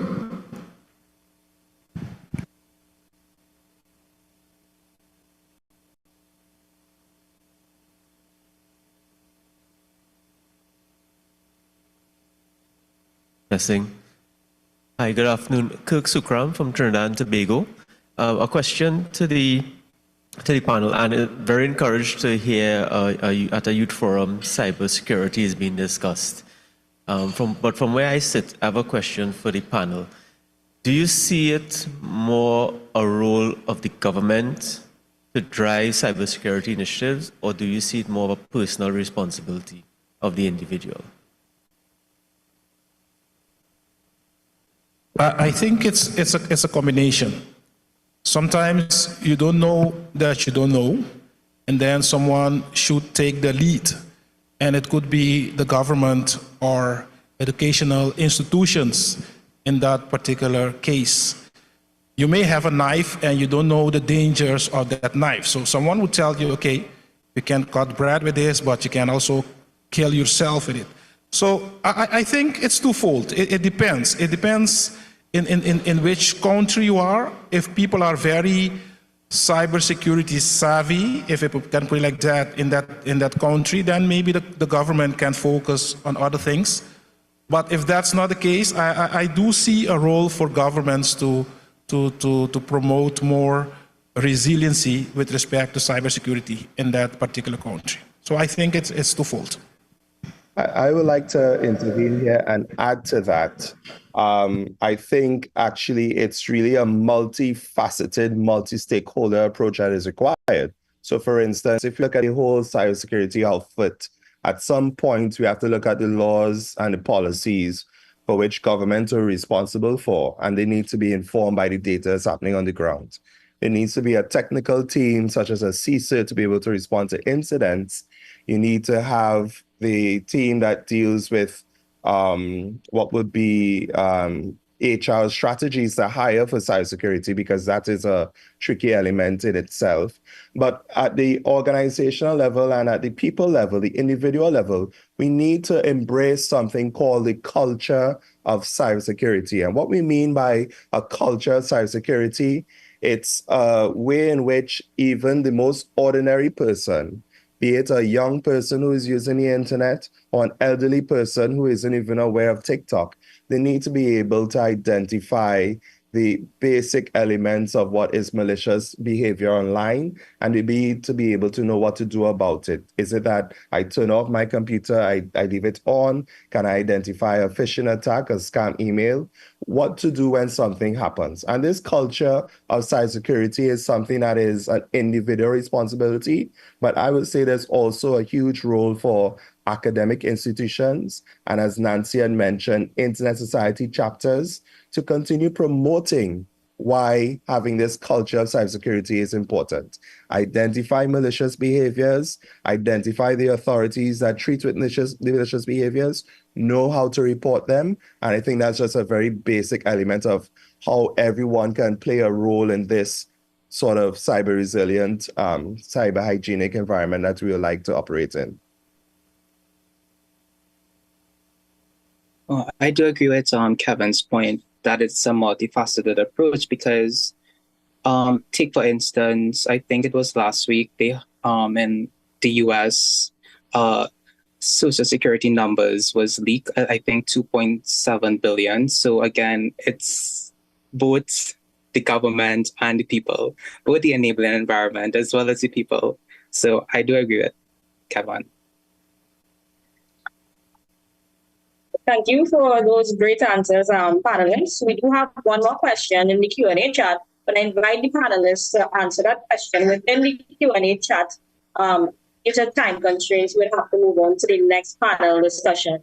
So thank you again for joining us today and reiterating the fact that we really need to be careful online, as not everyone has the intentions, not everyone is your friend, as you would say, and for bringing attention to the need for regional harmonization in our data protection laws and policy, as well as bringing cybersecurity awareness, as well as the opportunities for careers in cybersecurity to youth. So thank you very much, panelists, for this session, and we'll move on to the next session. Thank you. Thank you very much, everyone. I'd like to now invite Ms. Naomi Padmore and Ms. Shanelli McPherson. This is going to be the fourth panel discussion based on bridging the digital divide, ensuring inclusive access for Caribbean youth, persons with disabilities, and a vulnerable population. Let's give a round of applause for our moderators.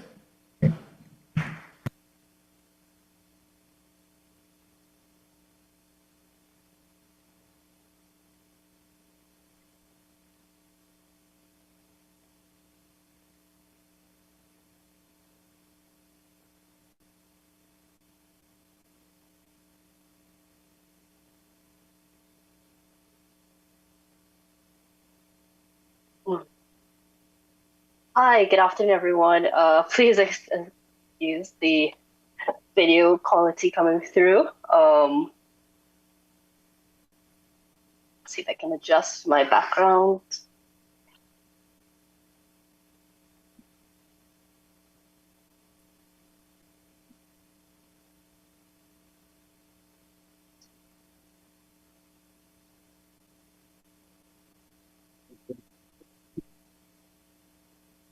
Good afternoon, everyone.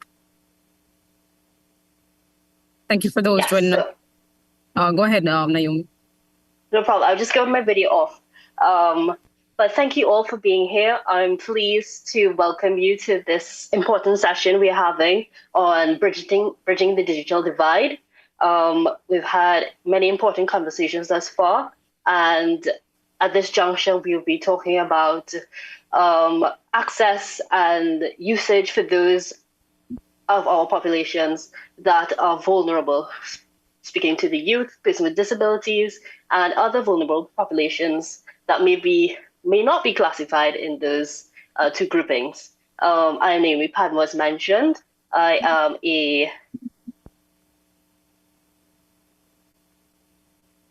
great. I am Naomi Padmore. I'm a member of the planning committee here at the Cyigf.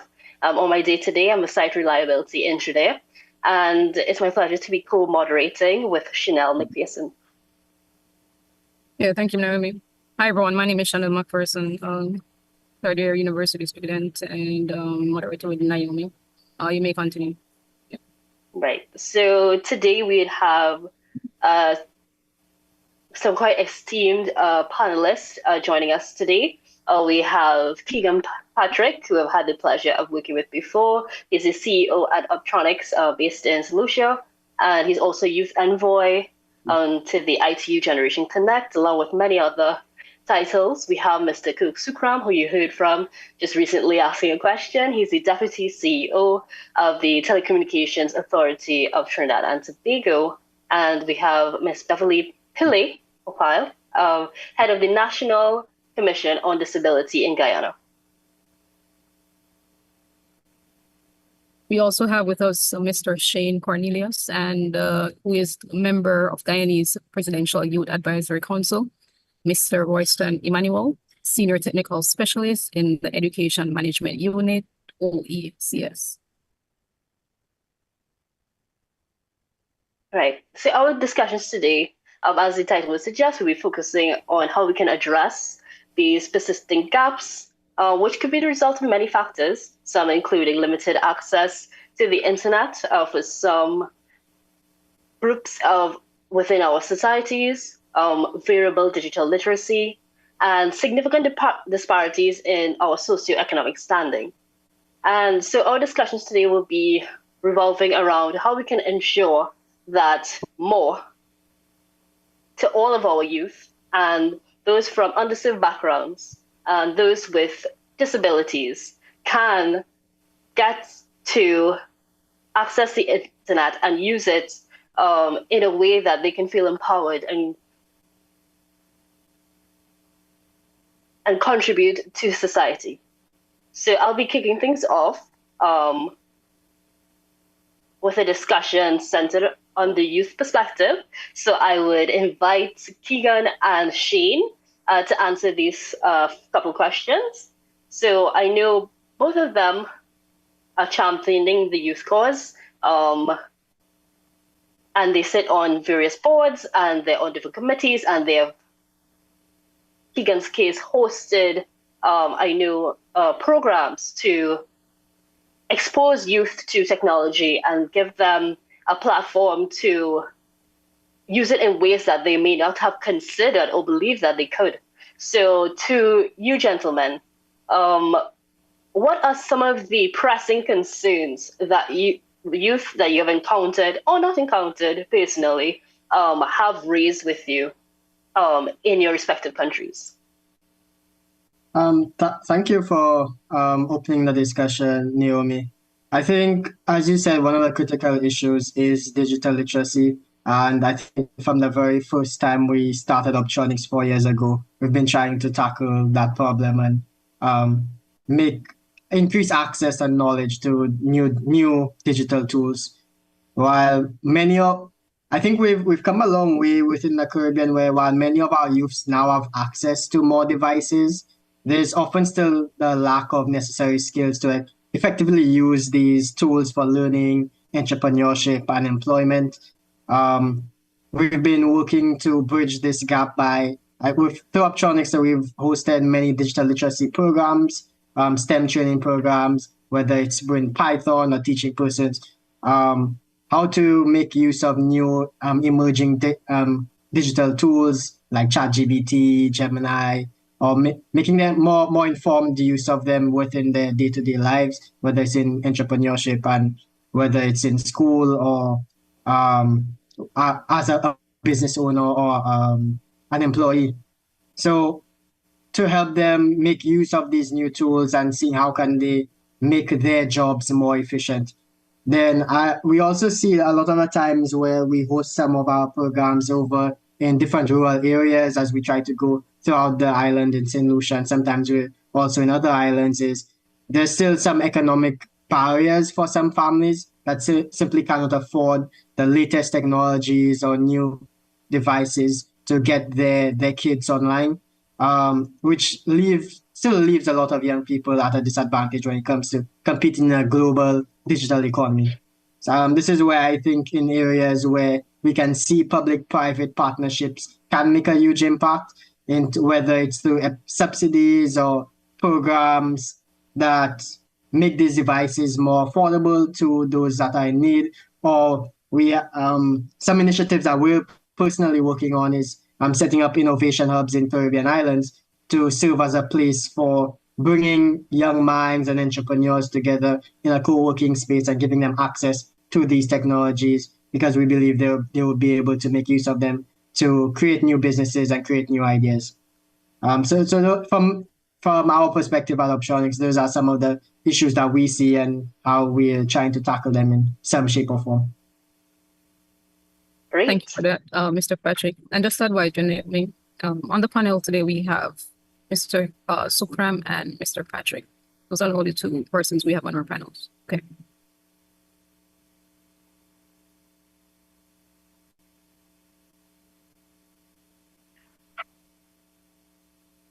Great. So Keegan also spoke about the communication with different partners, so be it from the public sector, the private sector. Can you talk about any challenges that you've experienced? Has it been a smooth process, the engagement with different stakeholders, or is it a one-man team pushing, and then when we reach to the close to the finish point, you're getting contributors coming in? I think it's always tough. I think my biggest problem is speed. As a smaller organization, we always try to move as fast as possible and break down walls and just run through everything as fast as possible. On the other end of the spectrum, there's maybe a little bit more tape. Things take a little longer to execute, a little longer to plan.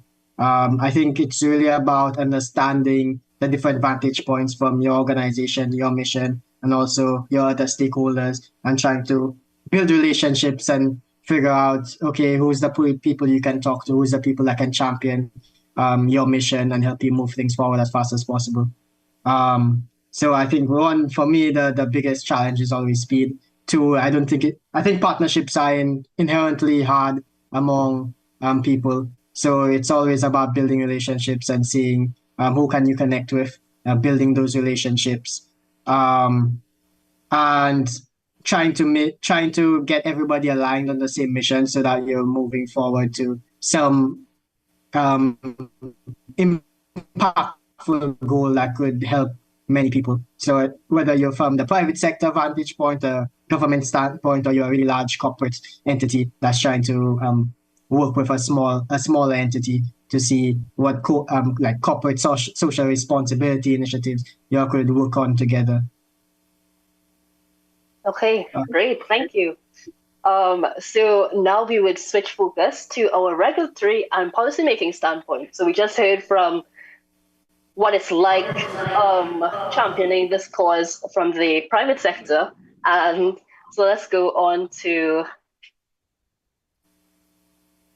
the public sector standpoint of things.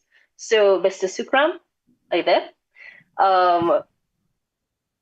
So based on the seats that you hold, what you would say are the measures that already have been started and those that are in train to tackle at national and regional levels the issue of the digital divide and us as youth in the Caribbean being able to keep pace with a rapidly evolving global tech environment? Thank you. So I work at the regulator in Trinidad and Tobago, that's the Telecommunications Authority of Trinidad and Tobago. So my response will be along the lines of the regulatory standpoint, but I'll blend it with some policy positions that we have taken through this time. So key to our mandate, or enshrined within our mandate, are three objects which is key to bridging that digital divide, as well as keeping pace with the globally evolving or rapidly globally evolving technology landscape. That's the orderly development of the telecommunications sector, promoting and protecting the interests of the public as it relates to access, affordability, quality, and variety of telecommunication services. And for us as well, enshrined in our mandate, we have universal access to telecommunication services for all persons in Trinidad and Tobago. And the last object there is what we use today to ensure that all persons are connected. So with this, we have a universal service fund. And with this fund, we've been able to undertake initiatives to essentially connect the unconnected within Trinidad and Tobago. And that includes marginalized groups. So for example, persons with disabilities, as well as areas that we identify as underserved. And we've identified those areas not arbitrarily. We actually did surveys within Trinidad and Tobago to help identify areas that are most in need as it relates to those that don't have much access to be it broadband internet or other forms of connectivity, which we see as the platform for engaging in the world today as well as benefiting from the wealth of information and content and services that you can access via the internet. But it all starts with the liberalization of the telecommunications sector, and as a regulator, we're mandated to ensure that that's a sustainable development. And one of the key areas within our responsibility is reducing barriers to entry within an orderly manner. And it could be in terms of more players in the market, so we have more competition. Also, in terms of digital technologies, ICT devices, ensuring the orderly development and use of those devices within Trinidad and Tobago. For example, within the last recent couple of years, we've been looking at drones that persons would import to use for various purposes. And we've had to develop a means in where we can reduce that barrier of entry of persons being able to bring these devices in country. And in terms of looking at the marginalized groups, we've essentially engaged in a number of initiatives. One is focusing on persons with disabilities.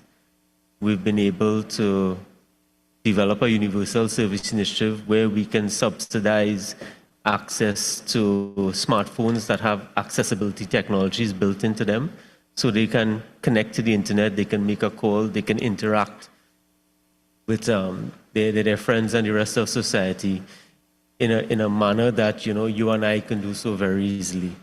We've also, and this is coming out of the pandemic, had to deal with connectivity on a much grander scale, because now there's need not to be connected from a community level, but also from an individual level as well. And for this, we had initiatives that focused on providing students, particularly students, with tablet devices that have with it mobile broadband internet so that they can access school remotely back then. And they're still in use today for them to get access to online learning resources. So these are some of the regulatory initiatives and some of the policy decisions we've made to ensure that, from a national perspective, we keep pace with the technology and also in closing that digital gap, which is evolving as well, because you have what is broadband last 2 years ago. The need for broadband now is at a much higher speed to ensure that you can access the content-rich internet that you have available to you today. So that in itself is essentially a moving target. So I guess I'll stop there for now in terms of the question and allow the moderators to move on. Oh, well, thank you for that comprehensive answer. Things that stood out, the Universal Access Service Fund, liberation of the telecommunications sector, ensuring that connectivity is happening at both community and individual levels. But just would like to follow up, Kirk, Mr. Cyigf, with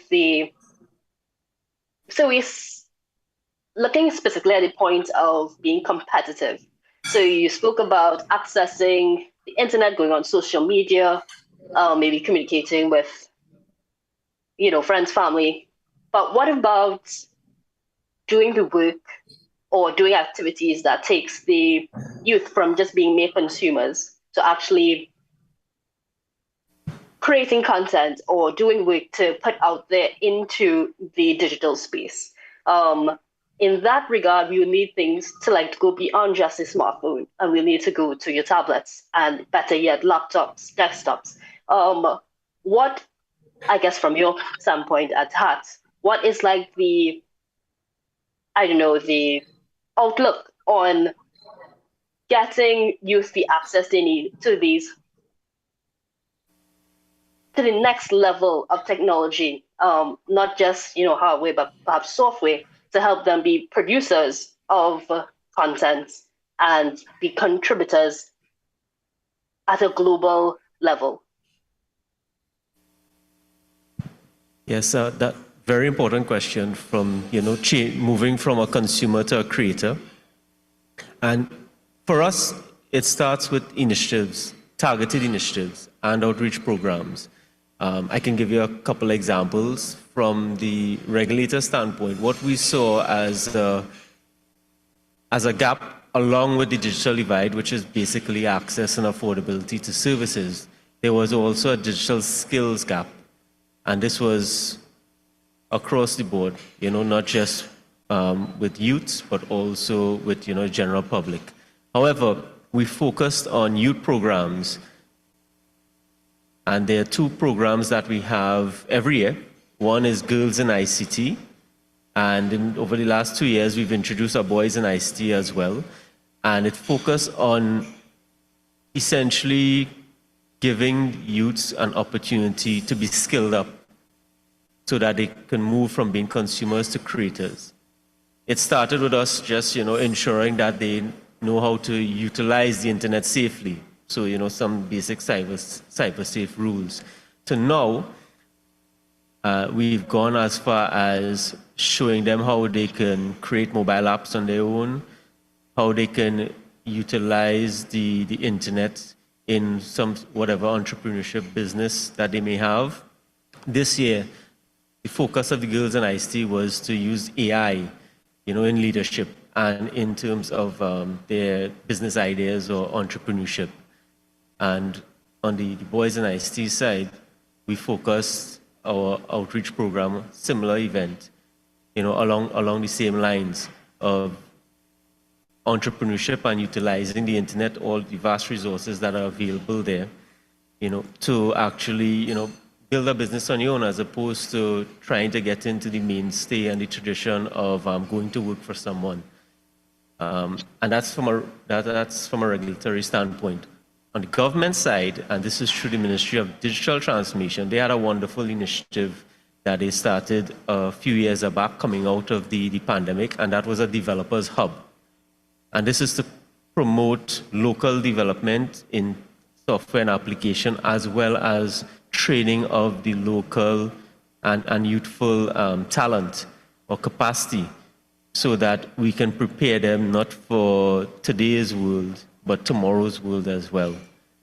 And they had several projects that came out of that, some of which might see its way in the public sector, because what they sought to solve via a competition that they did to really bring that developers hub to light was to propose solutions to real problems that ministries had, and ICT solutions at that. So basically you had them building software and building a solution that interacts not just with government, but with the public as well.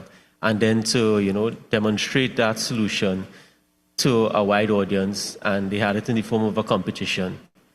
So these are some of the targeted initiatives that have been done to take youths from the level of being consumers to the level of being creators.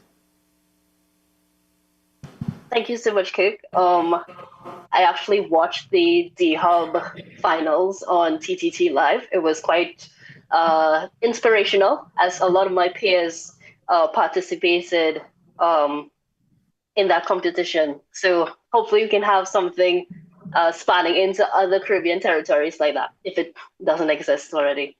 So I will now hand you over to Chanel, who will talk to you about how the digital divide particularly impacts those that are quite vulnerable in our societies. Thank you, Naomi. And basically my question is, as youths who are passionate about making the technical community both inclusive and accessible, we want to channel our focus on the bridging the digital divide for persons with disabilities and the vulnerable population. Now, my question is, are there equal opportunities in tech for persons with disabilities and for the underserved communities? There's no right or wrong answer for this, Mr. Patrick. But from your perspective, do you believe that there is any employment, or is there any equal opportunity for these persons within the tech space? Can you repeat the first part of the question? Yeah, I most definitely can. So my question is, are there any equal opportunities for persons with disabilities and underserved communities, specifically in tech education and employment? So it's tough to quantify or get an idea of how do we measure equal in terms of opportunities. So I guess when I start off thinking about, okay, how do we make sure that we have equal access to opportunities for persons from whatever backgrounds within any industry? I think I always think about, okay, how do we measure equal and what is equal? Because from one standpoint, I think about, okay, we're trying to ensure that we're able to, one, give opportunities and ensure that we're able to make sure there's participation from everybody within our society. And then on the other standpoint, we want to ensure that we're able to maximize our ability to, like from the private sector standpoint, maximize our ability to bring in revenue with whatever we believe is like the best resources that we could find. So we're balancing those two things. How do we give it equal opportunity, and how do we also find our best talent, whoever that might be? So that's how I think of the two things that we try to balance. Do I think at this standpoint that opportunities are spread across equally?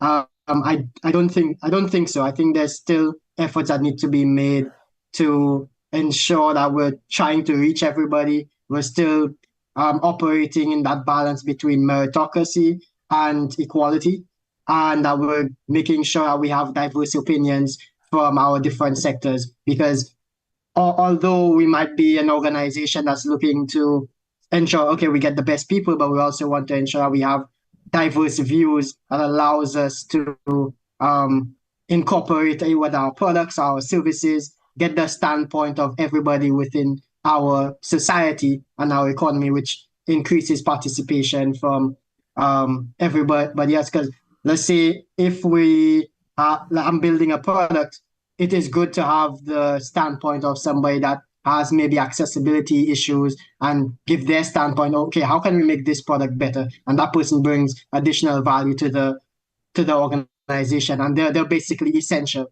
They're not there because we feel that we needed to tick a box to say, hey, we've created equal opportunity, but we actually realized this is an essential position in our organization, and they're helping us bring in more revenue from their initiatives or their point of view of ensuring that we have more persons using our platform or using our product that we just released. Because we don't just want this sector of people, we want as many people using our product, our platform as much as possible, because that helps us and that's beneficial to us as an organization. So those are the two things I think about balancing whenever I make those type of decisions. And even though we want to increase our social impact as much as possible, we want to also make sure that our organizations are sustainable and growing. Very good input, Mr. Patrick, ensuring that these persons, if they are to come in your organization, that they're contributing, making your technologies accessible and reaching a broader audience. Very good points there. And on that note, for Mr. Sukram, what steps can organizations, regulators, and educational institutions take to ensure that persons with disabilities and other underserved communities are given equal opportunities? Yes, thanks. And if I may add, I mean, I see that there are a lot of opportunities, but they may not be as equal for those marginalized groups, such as persons with disabilities, at-risk youth.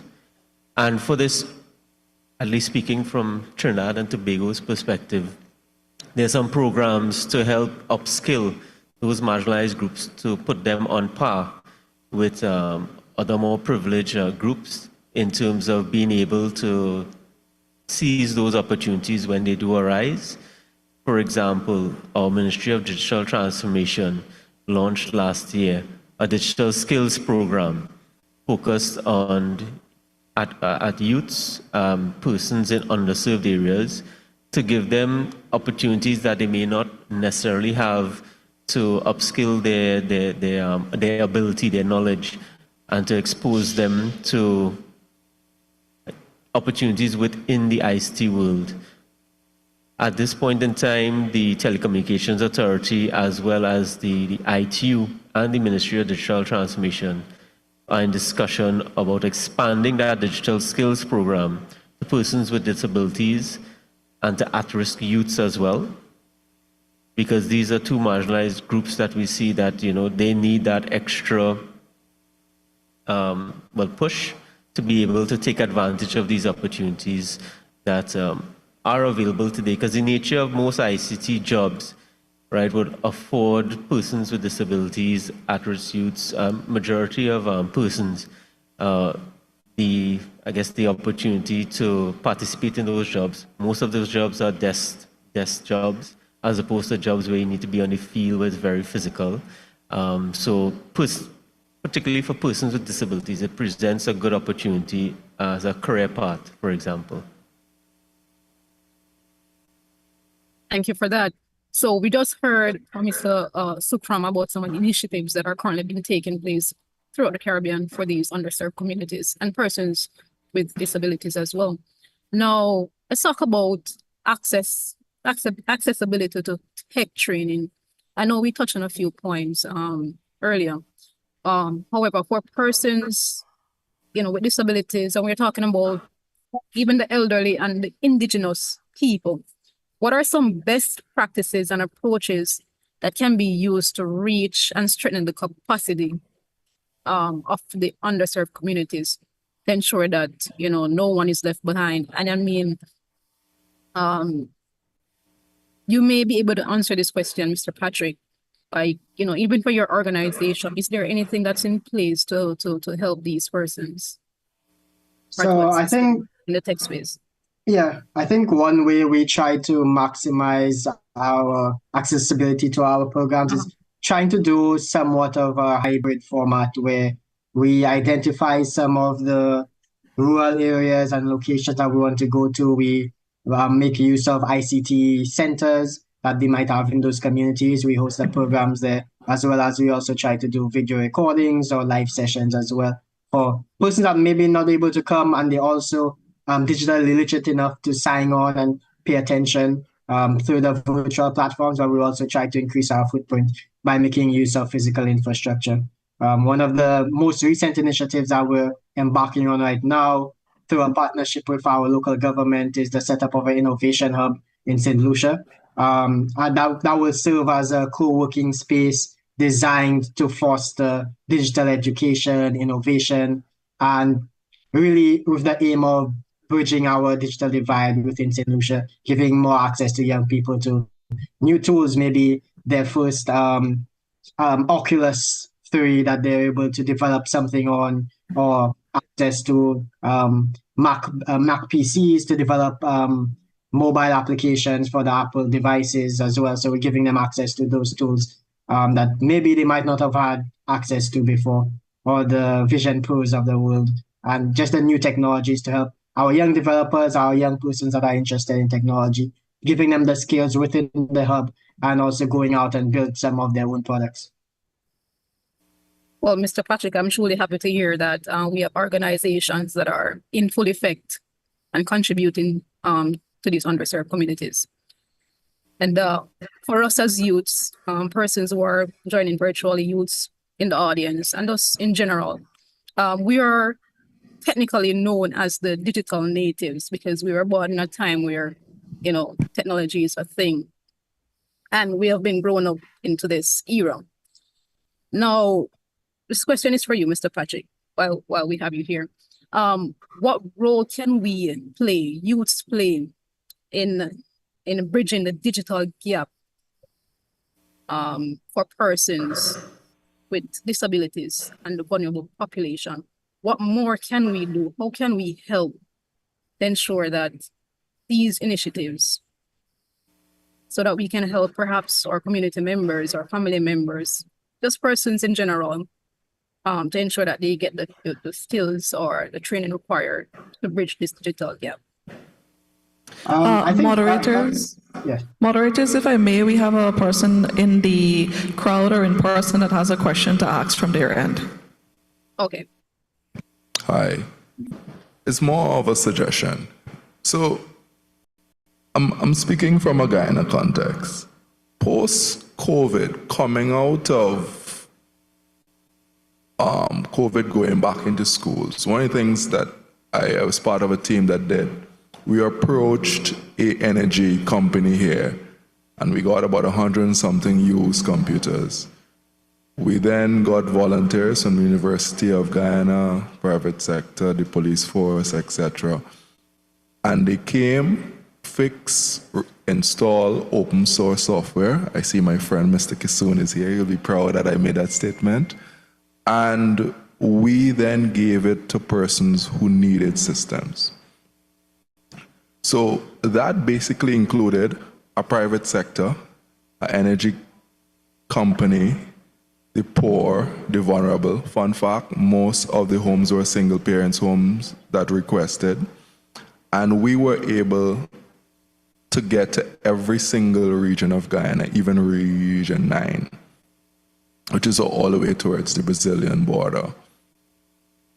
It's an example of something simple and practical. I know I'm a computer engineer, so I'm speaking from the top. So we could talk about the apps, we could talk about our access to Android, and as the Google developer for Guyana, I could speak to that. But I think it's critical for us to understand where we sit in the global south and the solutions that are required to get the most vulnerable people in the hierarchy of vulnerable people that we'll have in our different countries. And I think it is from a youth perspective that we look at persons who just don't have no devices. Of course, there's going to be connectivity, and we have discussed that across the Caribbean over the years before COVID and now post-COVID, but they are communities that the people still just do not have a PC. And an important part, as we talk about skills and youth, when we were able to provide 2 or 3 of these PCs to one area, the natural thing, we asked a private company and they gave an old switch. And I'm sure we all know a private company or two who every 2 to 3 years would upgrade the equipment. Now, they may not have the latest and greatest equipment, but a switch is something you change every couple of years if you're a bank. A router is something, if you're a big company, 2 to 3, 4 years, you get that old switch. Don't dump it and throw it in storage. Look for, and I think it's an excellent project for the Youth Internet Governance Forum to look at across the region. We have private companies, we have regional companies that get rid. I know there was an e-waste agenda some years ago that was a lot of long, lengthy words, but I am talking about something practical, measurable. So by the time we have the next Youth Internet Governance Forum, we can agree that in every single Caribbean country, we have at least 2 private sector companies that agrees that at the end of 2 to 3 years, I will give you my old switch, I will give you my working computer, and I'll work with Mr. Kisoon to make sure that we install what is Ubuntu or either one of the Unix distributions, even the educational one, that allows for persons in the Caribbean to get access to the system. And lastly, the switching and the routing is important to me because some of these places, if they can create a network within themselves, who knows, coming out of those communities can be a next network tech who could now filter into those same private sector companies who would have donated old unused equipment. Thank you. Wonderful suggestion. Of course, we're taking note of that from the youth here at this event. And Moderators, yes, we also have a comment here to make from your very own, Mr. Ramdan. Nick? Thanks, Jennifer. So just to further with that comment that was made, as well as to pivot off what Kirk was saying with some of the programs that are happening in Trinidad and Tobago. So firstly, one of the things I was going to contribute to the end of the session is exactly what he said, that really bridging the digital divide is not, something that one entity could do. It isn't just the role of the regulator, the role of the NGOs, the role of the end users, but a collaborative approach, as he rightfully said. And I really like his suggestion that, looking towards the next Cyigf, let's come and see, well, what projects have been done and what progress has been made. And so I could speak for Trinidad and Tobago to say that the IEEE, which is an NGO of the Institute of Electrical and Electronics Engineers, right now they are looking at some community outreach projects where they can solicit global funding for projects similar to this.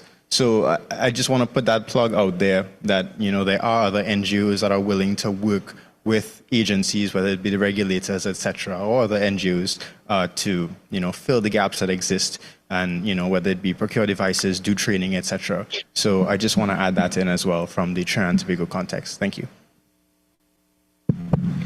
Thank you there, Tariq. My apologies, I said Nick instead. Also have a comment or question to make by Mr. Kassoon.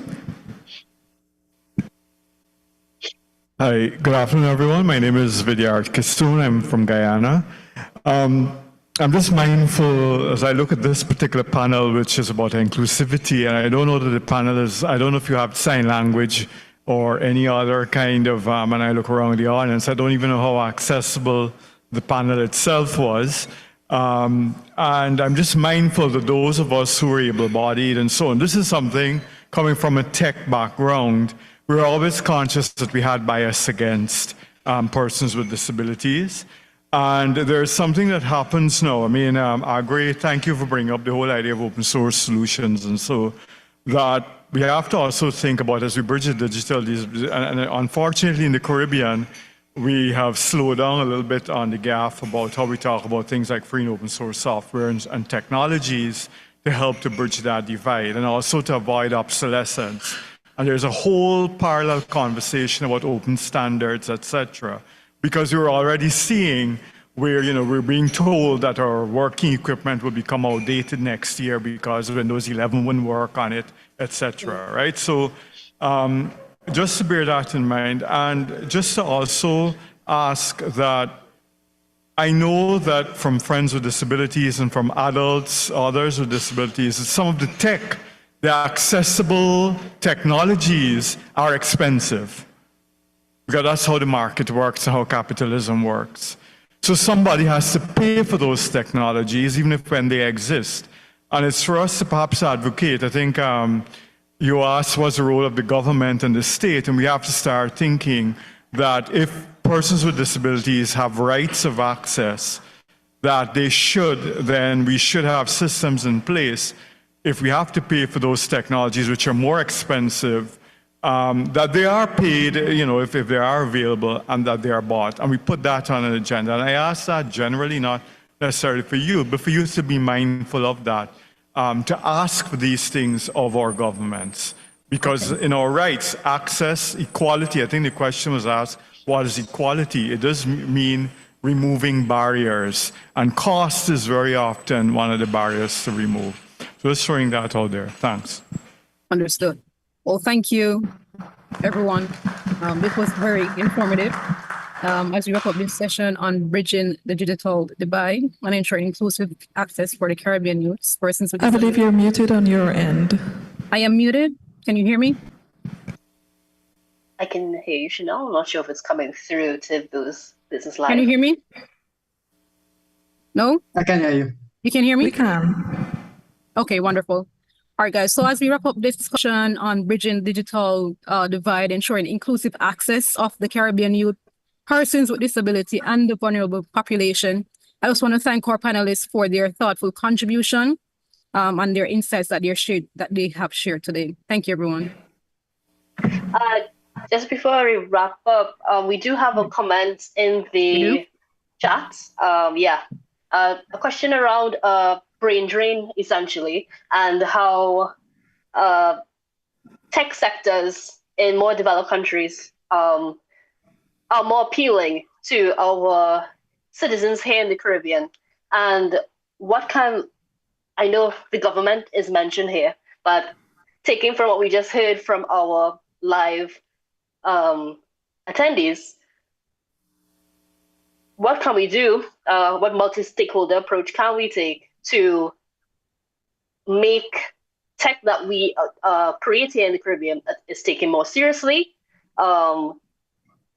serves multiple people, including the differently abled, and is a viable career path, and it's not just some desk job for someone to be a technician or an analyst doing multiple things. So I don't know if we have time to answer that, but panelists, you can feel free to respond in the chat. So thank you so much for your question. Should I respond in the chat or should I respond verbally? You may respond do we in the have chat, time? Mr. Patrick, Okay, yeah. because of constraint of time. Okay, Yeah. no problem. Take your response in the chat. Thank you.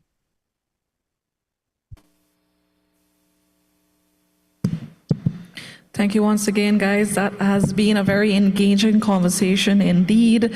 Listening there, I'm reflecting on the job that I do at the Office of the Prime Minister and how we try to work with the vulnerable communities. But hopefully I can get to answer those questions as well in the chat. Moving on, this is going to be quite an interesting conversation. We're going to discuss how we can turn clicks into cash. I hope you do enjoy this conversation.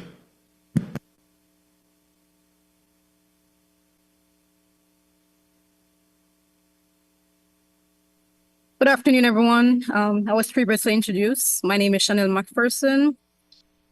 Well, I believe that this is one of the most anticipated panel. And I'm not just saying that because I'm the moderator. It's because this is one of the most asked Caribbean questions. How can we simply earn from doing things that we enjoy doing? And well, for this discussion, we're going to talk about turning clicks into cash, overcoming challenges and advancing monetization for Caribbean content creators.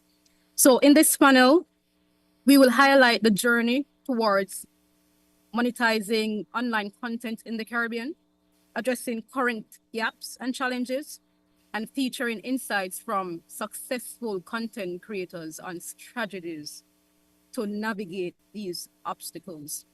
On the panel with me, I have Kyle. Ms. McPherson, we're having some audio issues. If you can speak up for us, please. Okay. And before you can begin again, I'd just like to give a housekeeping rule here. Tomorrow would be our reception. My team has indicated to me, so we'll be happy to see you back again tomorrow for our reception, which will be held at 18 hours right here at the Pegasus Hotel. So let's commence the discussion once again. Over to you, Ms. McPherson, and if you can just speak up for us. Many persons here are excited how they can turn clicks into cash. I'm sure we all are. Are you able to hear me any better? Yes, we can. Wonderful. Okay. If you can turn your camera on for us. Great. Okay. Sure. So on this panel with me, I have Mr. Kyle Maloney, co-founder and director of Tech Beach Retreat. We also have Ms. Jennifer Prasad Badu, communications professional attached to the Office of the Prime Minister of Guyana. And we have Ms. Karen Rose, founder of Digipreneur and also a content creator. Now, we had conducted a survey to gain some insights from Caribbean content creators on how we can help improve monetization opportunities and provide support in our region. One of the many things that came to our attention in the survey was that the impact of geographic barriers to monetizing content. Now, we know that content creation and making money from producing content comes from the persons consuming. And in many cases, we have YouTube, TikTok, and other persons from perhaps countries like, for example, the US, Canada, UK, Switzerland, who subsequently are making more revenues than persons living within our specific region. Now, what are some challenges that you have faced making a living through content creation? And this question, I will pass this over to Ms. Karen Rose. Oh, Karen Rose is here, right? Yes, Chanel, good Mr. afternoon. Karen Rose, yes. Good afternoon, everybody. Thank you, Chanel. Of course. All right, so what challenges have I faced when it comes to earning a living as a content creator? Now, I personally have not faced challenges when it comes to monetization or earning. And that's really because as I started out as a business owner. So I started out as a tech blogger, and that quickly turned into me opening up a mobile store. So I had a brick and mortar location where I was able to sell the products.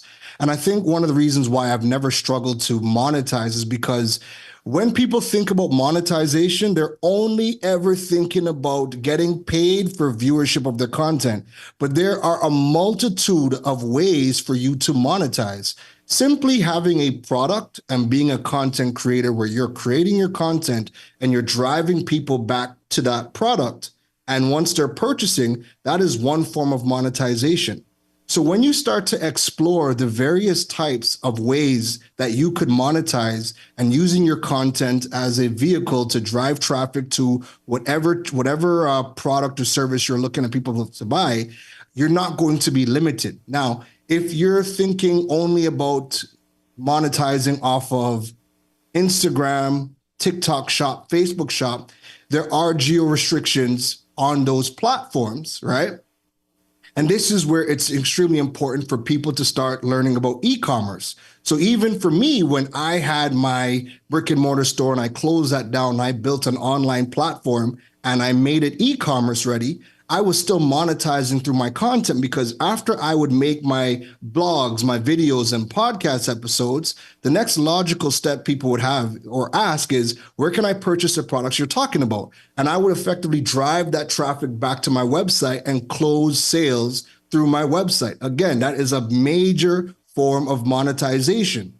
So from monetizing through the products I was selling, it got to a point where the brand that I had built became so big that more business owners were asking, hey, who built your website? How are you selling online? And then they wanted to start doing courses with me. So I started to have workshops teaching other business owners how to build the e-commerce tools so that they could start selling online. That's another form of monetization. So it just kept on building where all of the monetization streams for me were available from day one. And I was never limited to just trying to monetize YouTube or monetize off of Facebook or Instagram. And I think that's one of the challenges that content creators in the Caribbean have not done. They have never sat down and learned about all of the other monetization streams. That way they could start earning money a lot earlier in the process. And people are just waiting and waiting and waiting, hoping that Instagram one day allows them to start monetizing. TikTok allows them to start monetizing.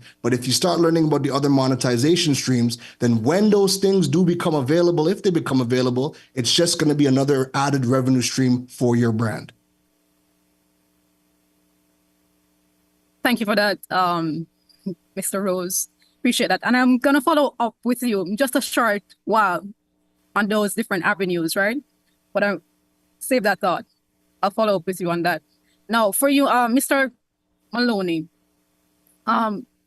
these barriers that some Caribbean content creators have identified, has it impacted your content creation journey? And, even if it have not impacted your journey, what are some strategies you have been using to, minimize impacts All right. throughout your career?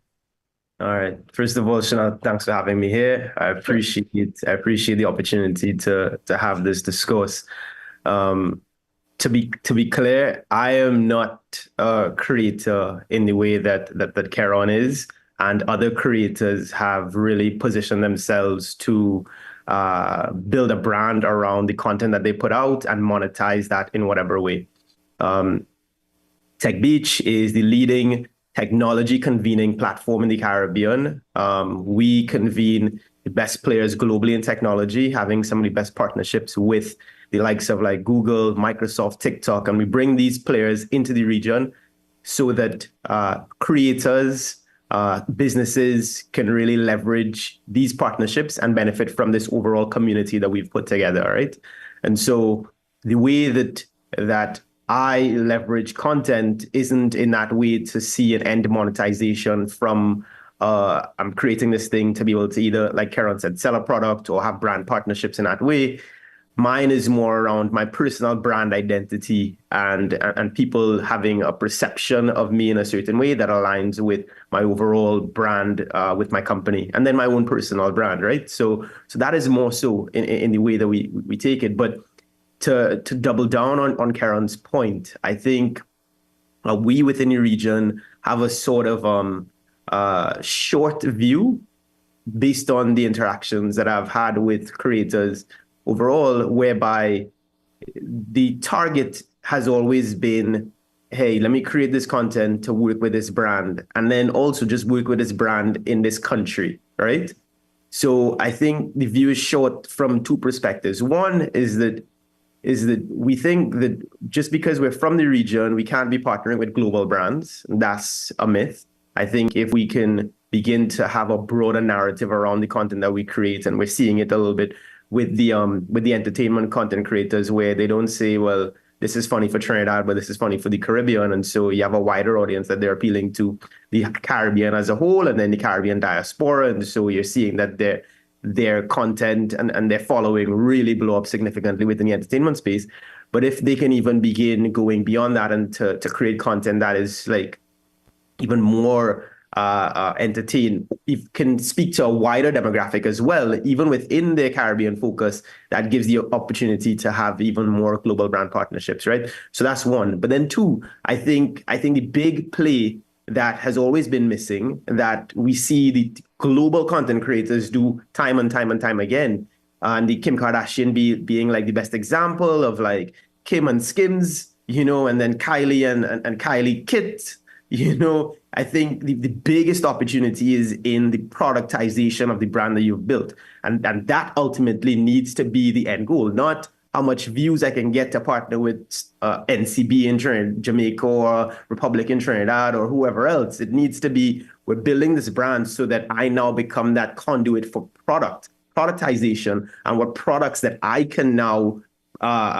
distribute and sell through my platforms, and not just become a brand partner or brand face and getting a tiny sliver of the value that you're ultimately creating for these brands,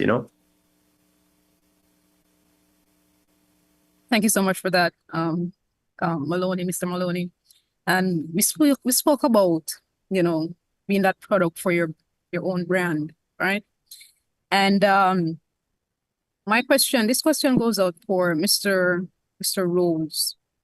While we're, in the process of, becoming and promoting the brand and, advancing or monetization, there are some skills and some development that needs to be taken in consideration for us to be better and to become more than what we are currently. Now, as for aspiring content creators, they would like to get started, but they're not quite sure where to start. What skills or knowledge or equipment would you recommend, or can you say that they will need in order to start producing their content, and how can they grow to their fullest potential? So the biggest thing that all content creators need to do is have that paradigm shift and understand that their brand has to be a business, right? If you're just using social media to gain followers, get likes, and just using it for fun, then everybody's going to treat it or treat you like you're only doing this for fun. And it's not going to go anywhere, right? Content creators need to understand the business of content. And one of the first things I recommend to every content creator is there's a book called Content Inc. by Joe Pulizzi. And it is learning how to build a content. We can't see it. We can't see it. For some reason, we kind of block up there. All right, good. There we go. Wait, no, we still not seeing it. I'm not seeing it. I don't know if anybody else seeing it. Oh my goodness. All right, yeah, I know. Yeah. So Content Inc. I'll try not to move too much. But cool. Content Inc. by Joe Pulizzi is a book, and it's an entire blueprint on how to build a content-first business, utilizing content and learning how to build all of the revenue streams around that content and turning it into a business. If a content creator doesn't understand how to use their content to build a business, then they're never going to make any money. It's never going to be sustainable, right? So forget the equipment, right? You need to understand, how do I build a content-first business? Because the majority of the content creators that you see are only using their phones to shoot their content, right? It's only when they get real big in the dance and they've started to make some dollars, do they start to invest in things like a DJI Pocket or a DSLR and whatever other fancy tools that are available. But the majority of content creators are just using their phones to create content. So you can start with just your phone. The most important piece of equipment is to try to get yourself a nice little microphone, because even if the video quality is not the greatest, we could still watch okay video, but we can't listen to you if your audio is not good. So any type of microphone will definitely go a long way.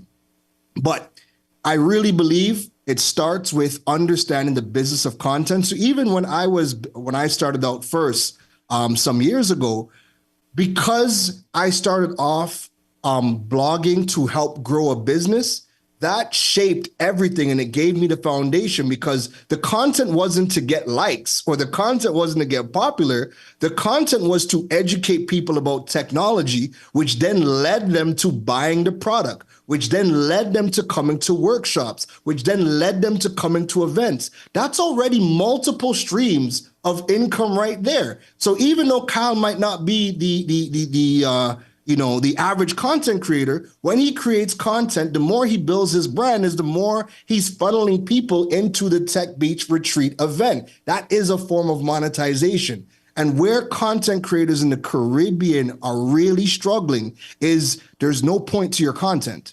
There's no end result to your content. The whole entire goal for them is just popularity.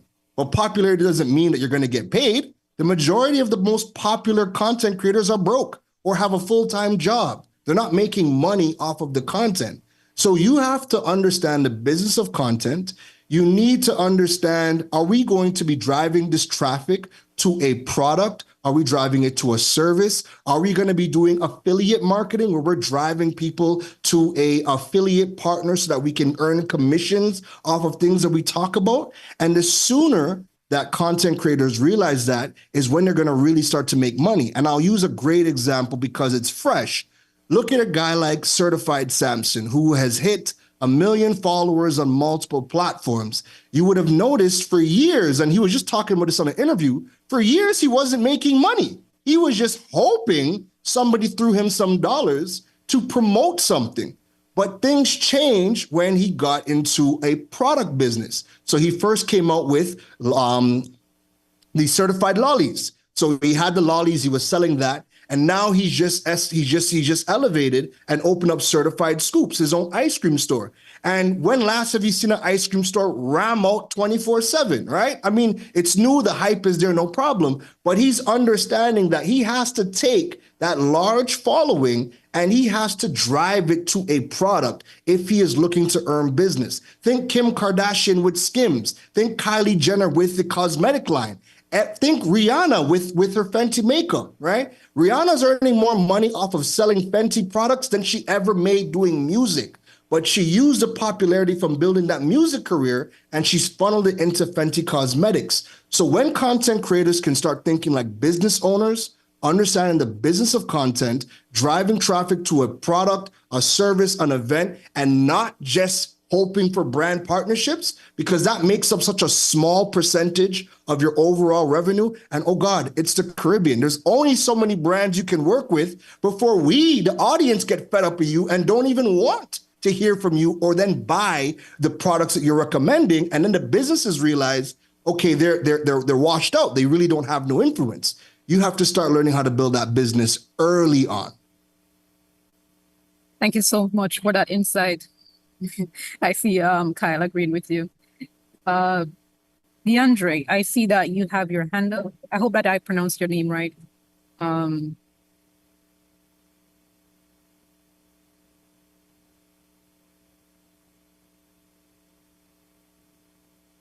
Okay, I'm not hearing from DeAndre. So if anything, DeAndre, you can always come on, or you can let us know if you would like to speak or ask the panelists or comment on something that was said before. Now, this question I have here is for Miss Jennifer Boodoo, I should say. Now, let's talk about audience engagement, boosting interaction. Now, many of these content creators in the Caribbean mention that the need for better engagement with their audience. How can they boost interaction? So, Miss Jennifer, in your opinion, what are some strategies for increasing audience engagement and turning followers into paying customers? Firstly, thank you so much for letting me join this forum. I just want to place this out there that I am not an active content creator as I was when I was younger, and I do believe that I am still pretty young. I came from a communications background, particularly state media, and I continue to work within the state agencies as well. I do believe, before I answer your question, I have to agree with my honored two colleagues, whereas building your brand is pretty important. Gaining trust from persons, gaining trust from your followers as well. Coming from a communications background and working within the news media, more so the state media as well, you made sure that your news that you carried, whether persons don't want to listen to it or not, they will tune in and they will see what is happening from a government's perspective. From there, I think I created a following, whereas persons would see a young person being aware of news and current affairs, and I continue to do that as well, also being a former television host as well with state media. So you create that support from persons who see the work that you're doing and they can trust what you're saying as well. While I'm now in the outreach and I still remain in public relations at the Office of the Prime Minister, I once again try to reach out to my followers by letting them know this is what we're doing and this is how you can be a part of this revolution within the ICT sector. You mentioned trying to boost your interaction. While I may not be quote unquote making that clicks to pay or rather clicks to cash, I have engaged many persons with persons, like I said, believing in what you say, and that's why you have to be so careful of what you're saying online, because there's always a bite back, I could say, or there's always a clash. You have to be cognizant of what you say online and making persons believe you. I do believe in also a constant posting of what you are in your portfolio or your brand as well. I'm within the ICT sector, so I will continue to post what the government of Guyana is doing, and also regionally, internationally, so persons could say, this is what I saw on this page, and I could probably go and check it out. I will try to inform myself, or else I can follow the pages that they suggest as well. Like I mentioned before, I am not a continuing content creator, and this is something that I would like to get back in, but there are so many other persons within, I could speak of a Guyanese context, there are so many persons that we see on social media platforms, Facebook, the now trending quote-unquote TikTok, Instagram, YouTube as well, that persons believe in. They see Guyanese posting and they continue to post, they continue to build a trend, they continue to build a pattern, and from there they will continue to follow. I do believe, like I mentioned earlier, sometimes you might not say something that someone agrees with, but they will continue to follow your page. So that is your part to say if you want to continue along that route, or if you want to change your mindset and let them see that I can agree with this person, while I may not fully 100% see eye to eye, quote unquote, for lack of a better term, I can still trust what they're saying and also continue to follow them in that. One full example is the Visit Guyana page. We have other persons that do food reviews within Guyana, and once again, I can speak on a Guyanese context. So I would say, I see a new restaurant, who can I check? And then I will check certain persons within Guyana, and I will be like, okay, I read these reviews, I can check it out for myself.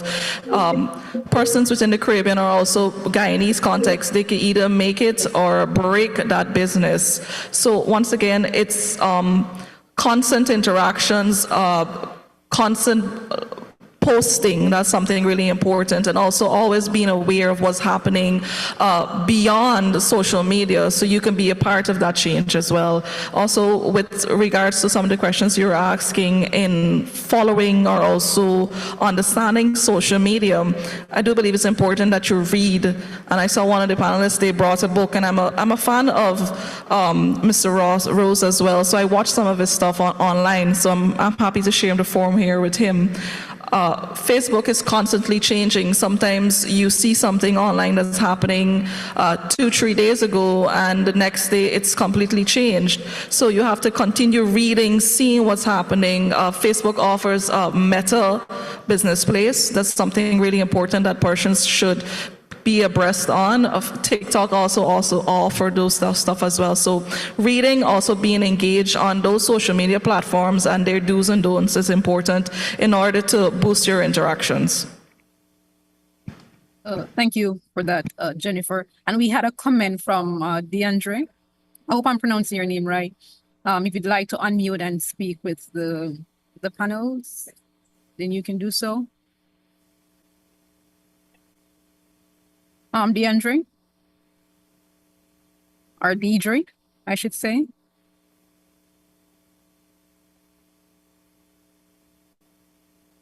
So no response from Deidre? Okay, so we're going to open the floor for questions and answer from our audience.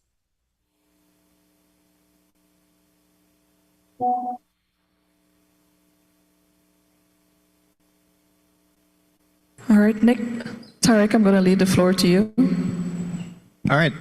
Thanks, everyone, and thanks to all the panelists. This is some very good discussions that we had here. So I've been following Karan's content for a while now as well. He was the last CYIGF and CIGF moderator, and I know he produces a lot of content on how to monetize your content.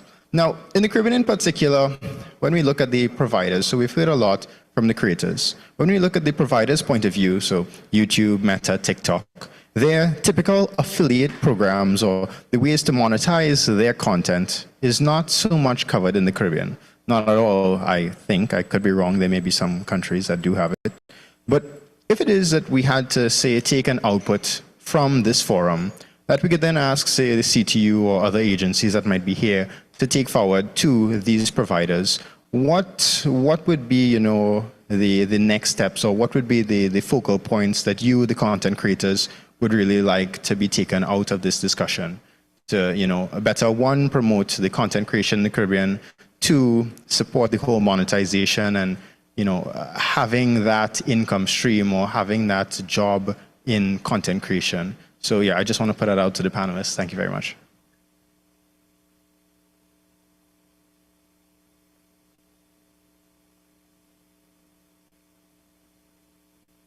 Karen, you're on mute. Not hearing you. Say it like that. Oh, I said I'll let Kyle go first because he has all the fancy connections. No.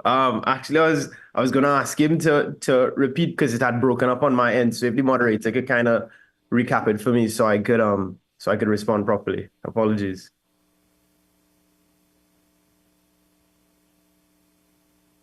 Chanel, you there? Yes, Tariq. Hi, so thanks again.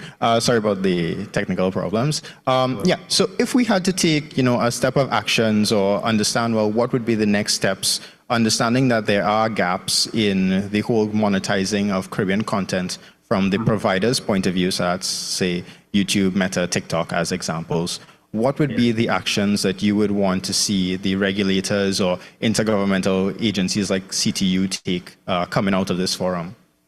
Oh, okay.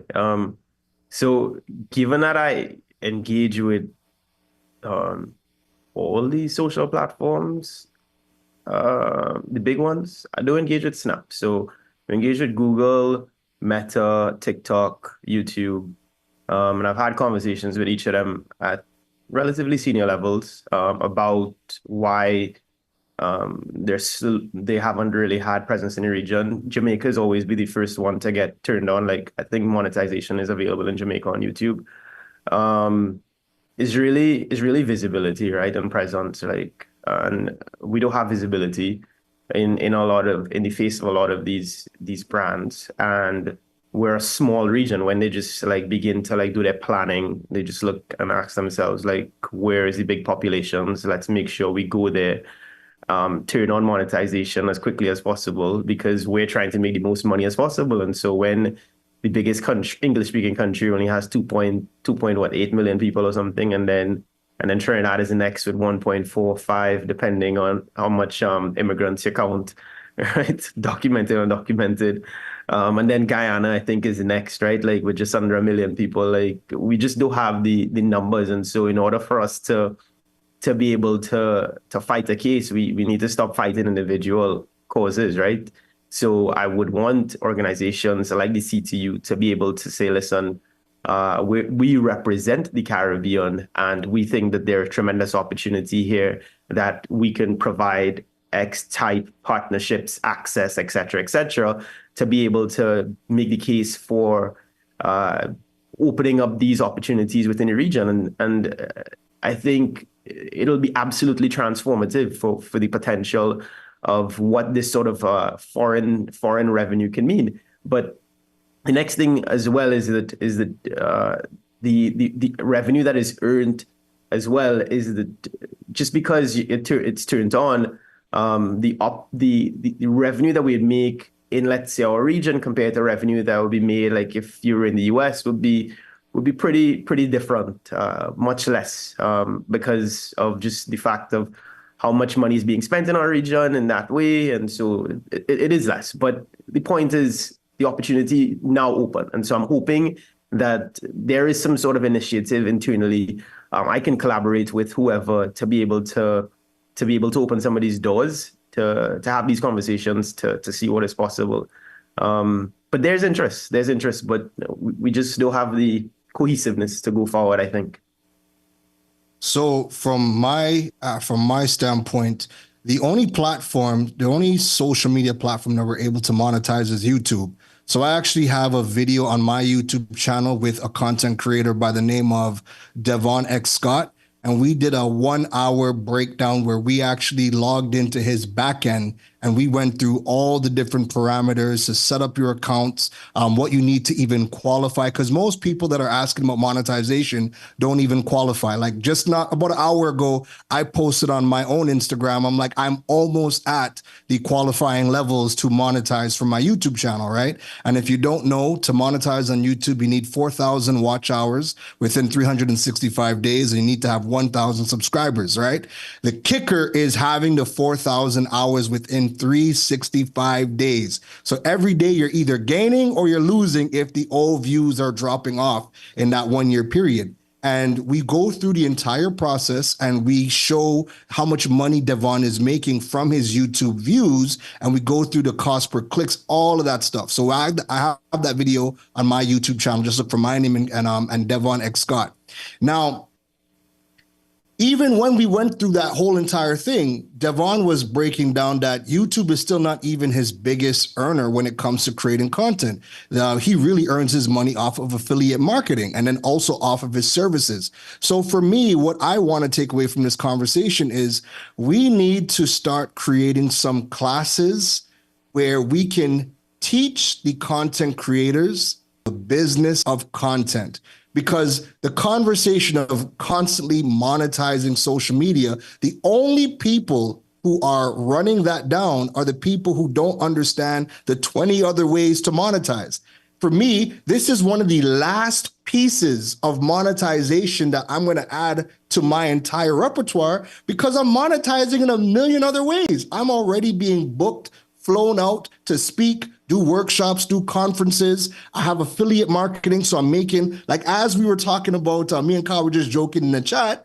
He just bought the book that I recommended, Content Inc., and I was too late on the draw to drop my affiliate link in the chat. But if he used my affiliate link, I would have just earned commission off of that. So when you start to understand the other ways, are we going to get into drop shipping? Are we going to get into white labeling? Are we going to get into opening up membership courses? When you start to learn all the other ways of monetization, then you're never worried about getting paid from YouTube or Instagram or Facebook, because those things still pale in comparison to all of the other mechanisms that you can get paid. And as a content creator, you should be looking at your revenue streams like a gigantic pie. You should want to have multiple digital streams coming in. And if you want an idea if you want a quick idea as to what those streams are, if you actually just Google my name, Karen Rose, and how do content creators make money, I've written articles about it in Newsday in Trinidad, in Jamaica Observer, on my website, podcast episodes. And then again, you can always get the Content Inc. Book, and then you could learn all the different ways. And then you could start to figure out, what ways can I start to implement within my brand so that I can start generating sustainable income? Because trust and believe, when one revenue stream is not streaming enough, when it's not revenuing enough for you, the other revenue streams, if you've built them correctly, are definitely going to be coming into play. So for me, I'm not worried about getting paid off of watches or social media, because I know I have products, I know I have courses. When I get booked to do workshops, when I get booked to speak, those are the big high ticket items where if I do one speaking gig a month, I'm actually okay. I'm good. I could relax. So everything else is just adding to the pot. So what I want to see is more content creators learning the business. And I think the CTU and all the other stakeholders, we could always come together and we could start figuring out, how do we start to train up our content creators to be more business minded and learn about the other monetization streams, and put that infrastructure in to go from just being a content creator that's popular to actually having a business model behind it. And regardless of who you look at, Mr. Beast is a great example. Every one of them have a business, and that's really where they're making their money. Yeah, just to add quickly to what Karen is saying, one thing you don't hear about as much until you're in the content creator community is how much they cry about when the algorithms change, and you was making money one month and then next month you're like broke, and you're like, what the hell is going on? You're calling YouTube, you're calling TikTok, you're calling friends, you're calling wherever, and you're like, why is this stuff not going viral anymore? Or why did the same content pay me less? And you're like, what the hell to do? You know, like, you don't hear about that, right? Like, because you're only focused on the top cream tier, the top 0.1% of the creators, that it is in the incentive of the platforms to ensure that their content continues to produce well, while the vast majority of everybody else is just like slave to the algorithm, and they kind of don't care, you know, like, you figure it out, right? You know, and so when that happens, your income that was tens of thousands one month go to like near nothing, and you don't hear about that cycle unless you're within the circle, you know. And so that, when that happens to you, is when you realize, you're like, oh my God, I was too much trying to get my revenue from this one source. I need to diversify, when that should have just been the play in the first place, you know? Yeah. Thank you for answering that question, gentlemen. Very, very good recommendation and insights. Do we have any more questions from our audience that are there on the ground or online?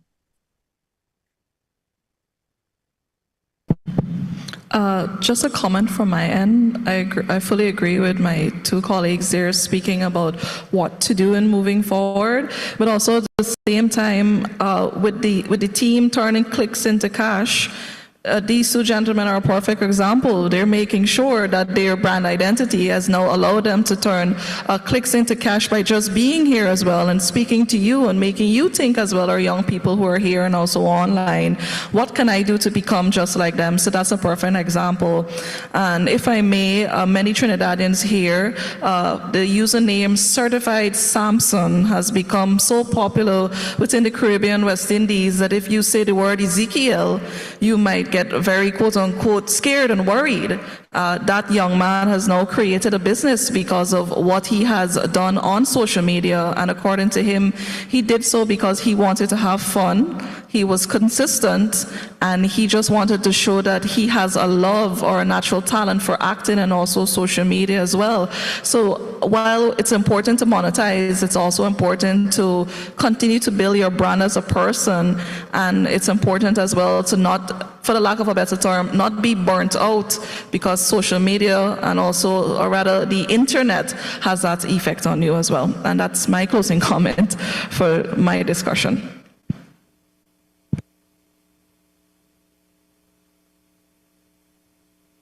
Thank you, Jennifer, for your comment. Tariq, here, I believe this is a question from Tariq. As content creators, what can you all do to protect your intellectual property rights of the content you create and leverage your unique Caribbean content and experience to monetize your content? I believe that's the question from Tariq.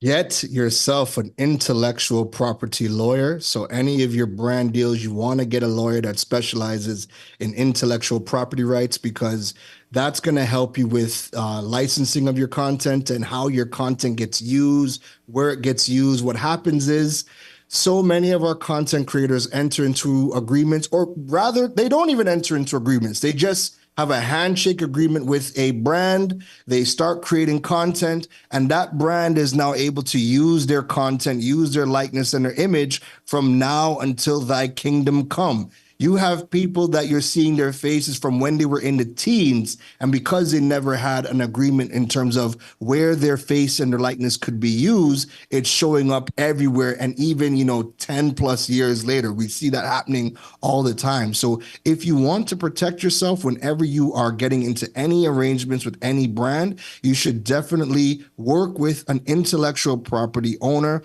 whether they're the ones helping you create your contracts to work with brands, or if a brand is giving you the contract, you want to then send that over to somebody that specializes in IP, have them vetted so that they can now protect your best interests, and you know exactly where your content is going to be used, how it's going to be used, how long it's going to be used, because when brands want to start to utilize your content outside of the parameters, you can also make additional money. So you don't want to leave money on the table just because you had a handshake agreement and you were just happy to work with the brand. So your intellectual property lawyers are going to be your best friends as a content creator.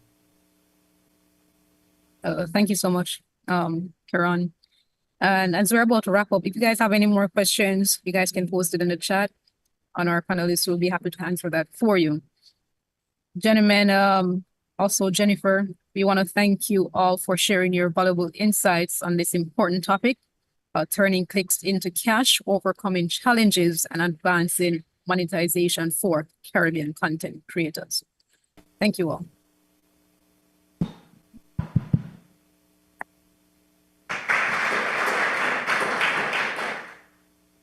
As we wind things down this afternoon, that is, our final speaker for today is the Director of AI, Automation and Analytics, Incus Services Limited, who will give us an overview of the transformative impact of artificial intelligence on private sector businesses and how it can be leveraged here in the Caribbean.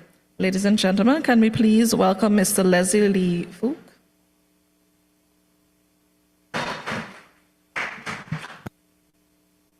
So good afternoon, everybody. Guys, so it's tough when you follow people like Kyle and Karen. They're pioneers in what they're doing in the territory. So guys, before we start, give them a big round of applause, please. Love to get that back.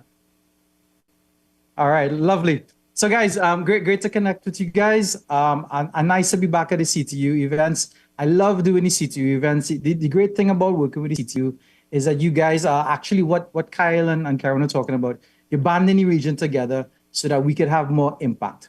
And by the end of the session today, I want to be able to show you guys how to do exactly that using artificial intelligence. Now, I do have a very, very short slot today, so I'll do my best to give you everything that I could possibly give you to be successful with AI by the end of the session. But I need you to do one thing, guys, and I need you guys to participate. So if there's a mic that I could hear the audience, please feel free to leave that mic open. I love to be able to interact with you guys. The reality is, when we all went to school, we were taught to sit in the back of the room and be what? And be quiet. And for that reason, things that went in one ear and it came out the other. And we didn't absorb stuff. So the more you participate, the more you ask questions, the more you raise your hands, like the more you get involved, is the more you retain. In fact, studies show that you retain 90% more content when you're interacting. So I want you guys to interact as best as possible. I apologize for not being in person. I had 3 events today, but I'll do my best to deliver over Zoom. So in the spirit of participation, guys, I want a couple of you to go ahead, take out your phones and give us a quick snap. And I'll show you guys what we're going to walk through here. And maybe some of the online attendees could also give me a hand here. Is that cool? So a couple of people in the audience, go ahead, give us a quick scan. Because I don't want to just talk about AI. I want to actually, guys, get you to experience AI. Is that all right? All right, cool. So when you give it a quick scan, this is pretty much what you guys are going to, oh, is my thing not showing? All right, cool. So I think I missed it. I didn't have my display up. So here it is, guys. Go ahead, give it a quick scan. I'll give you guys 5 seconds to do that. All right, wonderful. So for the online attendees, I want you to give me a hand. I want you guys to tell me, what are 3 things that you hate doing that you'd love to delegate to somebody else? And I'll just complete this. It's going to ask me, for the folks that scanned it, you're going to get a little bit of a chat bot, but it's going to ask you for your name, your job title. It's going to ask you, oops, your job title, your organization's name. It's going to ask you for an email address so it could send you the results.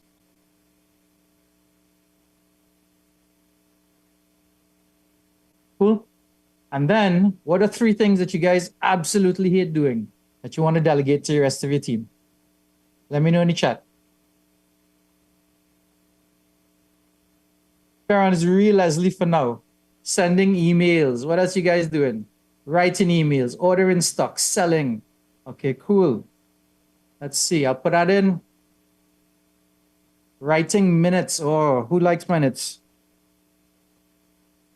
And I'll come back to this in a second, guys. All right, beautiful. So appreciate you guys. Thanks for that. So what are we going to cover today? I only had about 15 minutes, unfortunately. So we're going to do a quick intro into like what AI is. I know a very large part of you guys here, you're already started off on your AI journey. The thing is, most people, they have a lot of the pieces of the puzzle. I want to be able to put all of those pieces together so you get the whole picture today. So I will go into a framework, because the reality is tools come, tools go. And a lot of us we're experimenting with tools, but we don't have a system. We don't have a framework to successfully implement AI to really cut costs, and more than that, to be more impactful in organizations. So I'll share my framework, but I'll also talk about one opportunity because I want you guys to experience it as well. And a big question I get is, what's the impact on the workforce when we start cutting costs, right? Because a lot of people are worried about automation and what that's going to mean for their job. So I'll scratch on that as well. Now, the framework I was talking about is this. It's Incus Intelligence Framework. And it's really because of the biggest problem that I see with most leaders in the industry today. And this probably is not a concern for a lot of you guys here. Most of you guys are very technical inclined. But what I see is most leaders are intimidated by technology. They're intimidated by AI. And they're not quite sure where to start. And what that means is they end up doing nothing. So we all know here that if you're using the same old strategies from before COVID, then you're losing customers every single day. So by the end of it, I'll be able to walk you through this particular framework here. But it's the 6 steps that you need to take to really be able to implement AI successfully. So you not only improve your service quality, you're not only cutting costs, you're not only buying back time, but you're able to become a leader in your industry. I'll only be able to scratch on the first one, which is consciousness, was helping you spot the opportunities. But consciousness, the way I like to think about it is, I mean, how many of you guys have been on a plane before? Right? A plane will take you from Trinidad to Guyana, Guyana to Miami. We understand what the vehicle does for us, but do we understand what aviation is? Do we understand lift? Do we understand drag? Do we understand a lot of those aviation concepts? Not really. And that's how you should approach AI. As a leader, it's really more important to understand what the vehicle will do for you as opposed to the technicalities of the vehicle itself. Now, since we spent a little time together, guys, would it be okay if I shared a little bit about how I got here, some of the things that happened to me on my journey, how AI helped me, and some of the mistakes I made just to help you guys get there a little faster. Would that be all right? All right, cool. So after helping thousands of people, I've trained and mentored thousands of people on data, on AI, and I've helped hundreds of companies to solve million-dollar problems using artificial intelligence. What I realized that pretty much at people at all skill levels in the organization, at people in different industries, is that there are a couple of patterns, and I want to share those patterns with you. But when most people think about me, and most people refer to me, they call me the data millionaire. And when I get to this number, I'll retire. But today, my job is to convince you guys to become millionaires as well. This is one of the coolest things I've ever done in my life. And this was the CTU's Prime Minister Summit, where I was asked to come and motivate prime ministers into action, right? And my life really changed when I met the CTU, because I understood what like these types of organizations do from an impact perspective. So I'm happy to see you guys here. But today, when most people see me, they see me with government leaders, with presidents, with prime ministers, with CEOs, or captains in industry, even sometimes celebrities. I don't know if you have any Beanie Man fans here today, but the reality is that it wasn't always like this. So there are these 4 letters that make me extremely uncomfortable. It's COXX, and it's actually not what you think it is. It's actually my A-level results. So I got a C in GP, I got an O in chemistry, I got an X in biology, and I got an X in math. Now, why am I sharing these very embarrassing results with you guys? Is that because most people today, they think that to be successful with AI, you need to be a data scientist. You need to be good at math. I never even did computer science in school, to show you guys. But I realized that by about 2016, I'd realized that this AI thing was coming. But my problem is that I couldn't code, I couldn't program. How do I become, proficient at AI if I don't have any of these things? So I did some research, and I found a company that was doing something in 2016 that was transformative. It blew my mind. And in a nutshell, at the same point in time where data scientist was the sexiest job in the world, and they were making $1 million a year US, you know what I mean? They were very highly sought after. It was a company that was doing something called automated machine learning. Well, what is that? They were already automating data scientists. So I called them up, and I subscribed to one of their training programs, and I was being trained with 30 of their salespeople. And for me, this was perfect because I'm not technical. So I go in there, and by it's a 5-day program. By lunchtime on the first day, I am lost. And we're having a little water cooler conversation. And what I found out is that to sell the platform, you actually needed a master's in statistics. And that wasn't me. But I'd already booked my trip in Boston, so I stuck around in the training. And by day 5, they said go to something called Kaggle. I don't know if you guys are familiar with Kaggle. What Kaggle is basically this online data science competition that attracts the best data scientists in the world. So like Netflix will post a data set, and they will say $1 million bounty for the data scientist that gives us the best model. So the best data scientists, they all live and breathe in Kaggle. So on day 5 of the training there, when I got there, I took a data set, I put it into the platform, I hit a big red start button. I came back 30 minutes later, I took the results, and I put those results into the platform. And on that day, I became the 43rd best data scientist in the world because I could hit a big start button, pretty much. And when I realized that, look, this highly complicated, this highly sophisticated job called data science was already being automated, I started to worry about me. I'm nowhere close to like one of the smartest people, even in my house, much less on the planet. And if their jobs were being automated, what about my jobs? So we as leaders in the region, we need to start considering like not only what our jobs are going to look like in the future, but what our team's jobs are going to look like, what our people, because as leaders, our responsibility is to take care of our people. Nevertheless, I came back to the region after, and by 2018, life was good. I was training data scientists across the whole territory. I trained lots of actuaries. I trained people in the financial sector services, and life was great. And then this happened. And the whole world, it went into lockdown. And we were all now working remotely. And for me, it wasn't terrible at first. I've personally been working remotely since 2015. But for the team, you could see their faces, right? It was a huge adjustment. Like engagement was really low. And as time went on, we saw a lot of mental health issues. And ultimately, that led to massive performance dips. I mean, how many of you guys here also experienced performance dips during COVID? How many of you guys saw mental health issues? If not for you personally, for family members when we were locked down. So at that point in time, because of the performance problems, we have, I had pretty much three choices, right? I had, one, I could get rid of everybody. And I did think about it a couple of times. And I feel bad saying about it now, but we're a small company and I thought it might be easier if we just started over, started with fresh people. So that was option one. Option two was I found myself every single day on our daily meetings and we would be talking about what we're going to do. We come back the next day and nothing is done. So I felt like I was trying to beat people into work. I was trying to beat people into submission. And then the last thing that we could do is we could find better ways for people to work. And that's what we did. So given our background in AI, what we started to do is build a little AI that was good at one task, right? If you think about AI today, you're going to hear the term called narrow AI. What is narrow AI? Think about AI like a toaster versus an oven. So the oven, you could do lots of things. You could cook, you could boil, you could bake, you could fry, you could do all of those things. But a toaster is really good at just what? Toasting bread. And that's where AI is today. It's only really good at one particular task. So we started to develop AI that was good at one task and I gave it to my team. Now, immediately, this is crazy, productivity went through the roof.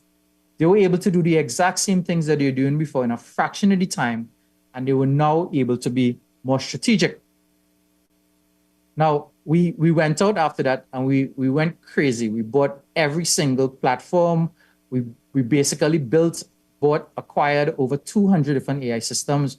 We spent millions of dollars on AI and we started to train every single person on our team on AI. So every single person, whether they're in sales, finance, marketing, IT, operations, they all learned AI. Now, I'm not saying this is what you should do because my team hated me for a little while.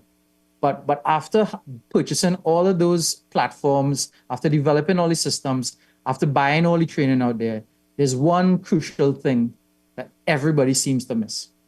And it's this, guys. Is that process will set you free. What do I mean by that? Is that we were at the same time, we were developing all of our processes for all of our things in our organization. Now that we had our processes and we had AI that could do individual tasks in our processes, what do you think we did? We just connected our AI together until we inadvertently, and this is crazy, guys, we inadvertently created a robot army. And today, it's my humble opinion that we're about 7 years ahead of the market. And the reality is, like, for today, for every one person in our organization, we have 10 AI systems. What does that mean for you? That means picture yourself coming to the office one day or logging in online. And it's funny, like I logged into the prep session yesterday for the CTU, and there was more AI than people in attendance. And that's what the workforce of the future is going to look like, where we have more AI than people. But this is ultimately how we've been able to scale, reduce costs, and still maintain service excellence. So what does it have to do with you guys? And the answer is everything. So if you think about, like, anybody ever done time management or productivity training, you'd have done something called time blocking. What is time blocking? Why is that important? So time blocking is this great productivity hack where you have 8 hours in a day, and for the 8 hours, you carve it up into 1 hour blocks, and you do one task per hour. So at the end of the day, the typical knowledge worker, and you all are knowledge workers here, have done 8 tasks, right? No big math there. At the end of the year, the typical knowledge worker does 9,600 tasks, right? No big math. When we started to look back at what our AI was doing autonomously, we were doing over 10,000 tasks a day, fully autonomously. That's the job of one person for an entire year. We had inadvertently added 365 people to our team without a dollar on payroll. Our robot army had 18 extra workforce. Like, what if you did that in your organization? What would that mean for your customers? What would that mean for your citizens? What would that mean for your stakeholders? So today, 14 years ago, we were focused on just small companies just in Trinidad and Tobago. And today, our market stretches from Bermuda all the way to Suriname. We serve nearly 30 countries, with about 45 million people across the entire territory. So we have a much larger addressable market. And I say this not to brag, guys, but to say, if you want, this could be a story as well. So really ask yourselves, do you want to be the disruptor, or do you want to be the disrupted? I have 3 big takeaways for you guys. And my first big takeaway is this, is that one, is that your present circumstances, they do not define your future. So wherever you guys in your own journey, I know you guys are talking about content creation, some of you guys in leadership positions, some people are rethinking, because people still are exiting organizations, rethinking what their careers could look like. Wherever you are, guys, it doesn't define where you're going to be in the future. Second thing I realized is that AI will impact everyone. And even more than that, even deeper than that, the thing I'm not seeing people talking about is this, is that hyper-automation will affect everybody. What is hyper-automation? Most people are thinking about, how do I use AI for marketing? How do I use AI for customer service? But the reality is, the AI that we have today, it understands everything. And I'll go in a little deeper into that. But AI will impact everyone.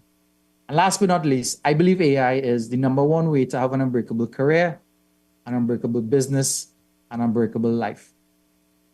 So if we take a step back, how would you describe AI? So the way I like to think about AI, and again, this is not terribly academic, is I like to think about AI like an employee. Best employee you could ever find. It's an employee that works 24 hours a day, 7 days a week, 365 days a year. They don't take breaks. They don't get sick. They don't have bad days. They don't take holidays. They don't call the union. It's an employee that never forgets. They can store and recall massive amounts of information so that you never need to repeat yourself. It's an employee that's a lightning quick problem solver. They can store and recall massive amounts of information, as I mentioned, but they can identify problems, patterns, trends, and fix those problems even before you know you have a problem. It's an employee that's a continuous learner. Every single transaction that happens in your organization, it's learning, it's improving, it's getting better. And the scary one for me, it's an employee that is very experienced and adaptable. What I mean by that, it understands HR, marketing, sales, finance, IT, operations, risk, legal, policy, government, everything out there. Now, when I look at the market, I'm seeing really 2 types of organizations today. I'm seeing an elite group of individuals that are running towards AI right now. They're looking for every edge, every opportunity, every chance to integrate AI into all aspects of their operations. These organizations are the disruptors, and they will widen the digital divide so big that, well, you guys know the story, right? Or the disrupted, the ones that continue to do things in the same old way. And one day when they wake up, There's absolutely no catching up. So question is, guys, do you want to be disruptor or do you want to be disrupted? Now, study after study shows that there's a massive first mover advantage. So when you look outside, what you're seeing is this massive gold rush towards AI. Every organization now is an AI organization. Every software company is integrating AI and becoming an AI platform, an AI software out there. Because the first movers, they get everything. First movers get 90% of the market. Late adopters, they will get the balance of the market. They share the 10% that's left over. Now, when you think about first movers, there are companies like Coke, like Kellogg, like Amazon. I'm not going into detail here, guys, but these companies might be daunting to us when we think about it. But all of you guys, the story behind these companies, they started off really small. Amazon, as you guys know, was started in a guy's garage. So do you want to be the first mover or do you want to be the late adopter, guys? Now, this technology there's always some buzzy technology about. There's always blockchain, crypto, this, that, the other. AI is nothing new. AI has been around for ages. But why is this different? And this is three main things. One is it has broad knowledge. AI knows everything. It knows IT, sales, finance, IT, operations, medical, healthcare, legal. It knows everything because the same pool of information that when you have tough questions in life, what do? You Google it. It's learned from those things. So it knows everything, has broad capabilities. It is easy to use. So all of you guys here could use Google. I'm not saying that's the best way to use it, but that ultimately, guys, is the base skill set to use these tools. And for the guys who are here using, already dabbling with AI, what are you paying right now? Nothing. It's free. So it knows everything. Everybody could use it, and it's free. And that's why this stuff is here to stay. So that's why I believe the workforce of the future is going to look like this, guys. I'm going to skip over because I look like my time is almost out. But job loss is going to be a huge thing. You take the half cup, your cup is half full or half empty approach. We are first movers. And like every single day, I do about 2 weeks worth of work in what I used to do before I had AI. But I have more clients, I have more business, I have more people knocking at my door.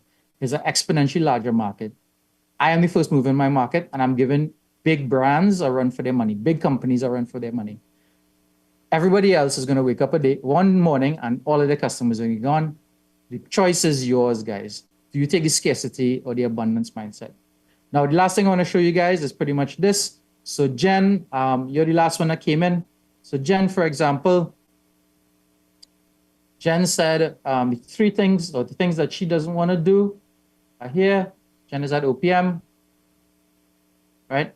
And if you think about it, guys, from a recruitment perspective, if you have a couple of tasks that you hate doing, you first get those tasks, you do a justification. So Jen doesn't want to do memos, procurement, write in minutes, right? So what do you want to do? You want to probably delegate that to somebody. You hire somebody else in the organization, right? But to hire somebody else, you have to go do a justification. You have to go write a JD. You have to understand what the interview questions are. You have to go interview for these people. You have to go advertise for the post. You have to do a questionnaire. You have to do an onboarding plan. You have to do acceptance letters. You have to do rejection letters. Like all those assets put together, they take weeks of work. Jen just gave me these three things. So she needs an administrative assistant, right? This is the justification that we wrote. This is the job description that we wrote. This is social media post, images for the social media post. And I'm going to go through quickly. Interview scoring criteria, interview questions, interview score sheets, offer letter, rejection letter, on a 21-day onboarding plan. This is what we teach them on day 1. This is what we teach them on day 2, on day 3, all the way for 3 weeks, so that they know exactly what they need to do to start in the organization. And the thing is, guys, it's not just about HR. It's about everything. Marketing, sales, finance, IT, operations. So initially, you guys asked me about saving cost. But for the first movers, it's not about saving cost, guys. It's about creating more opportunity for the organizations. Now, I'll close in saying this, guys, is that, in the old world, it used to be the first world countries. It used to be the big companies with deep pockets that could afford this technology, that could do these things. in this industrial revolution, in this new world that we live in, it's not the big fish that eat the small fish. It's the fast fish that eat the slow fish. So do you guys want to be fast fish or do you want to be slow fish? Ultimately, guys, I was only able to scratch on level 1 of the framework, but I want you guys to take this framework, and if you're interested, you could use it. In terms of a recap, we covered what is AI, impact on the workforce, opportunities, and I just showed one really today in terms of operational excellence. I've given you a framework, and if you guys have time, I have a quick bonus to give you guys. Do you guys have time for a quick bonus? If not, I'm okay with that.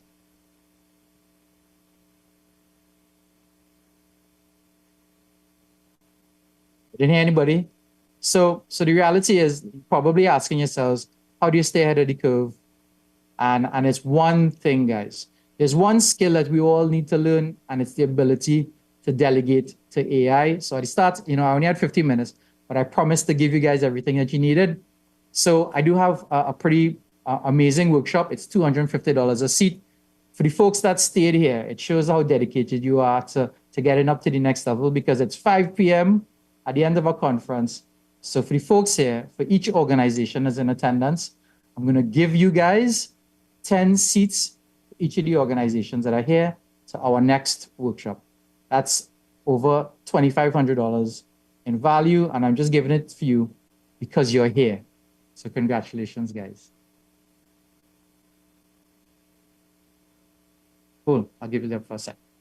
Thank you, guys.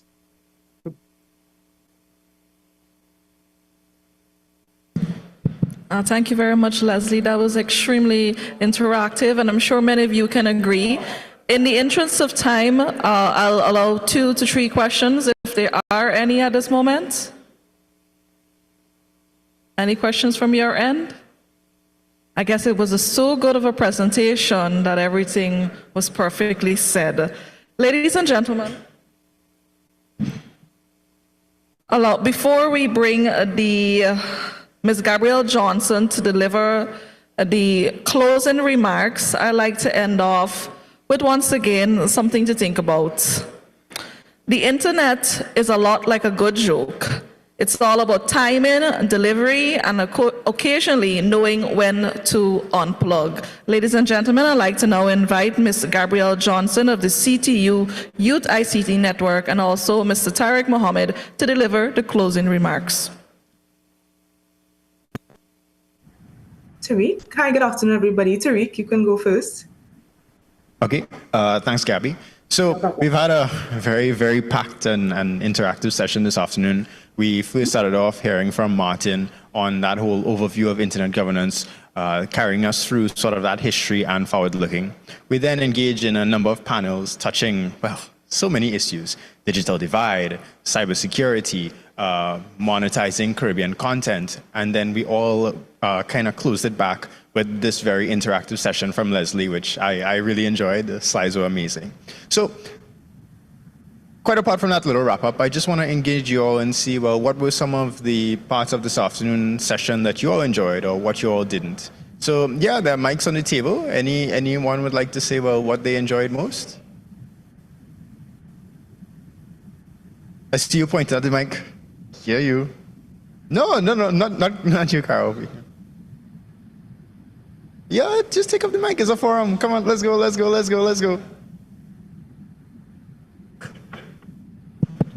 All right, so good afternoon, everybody.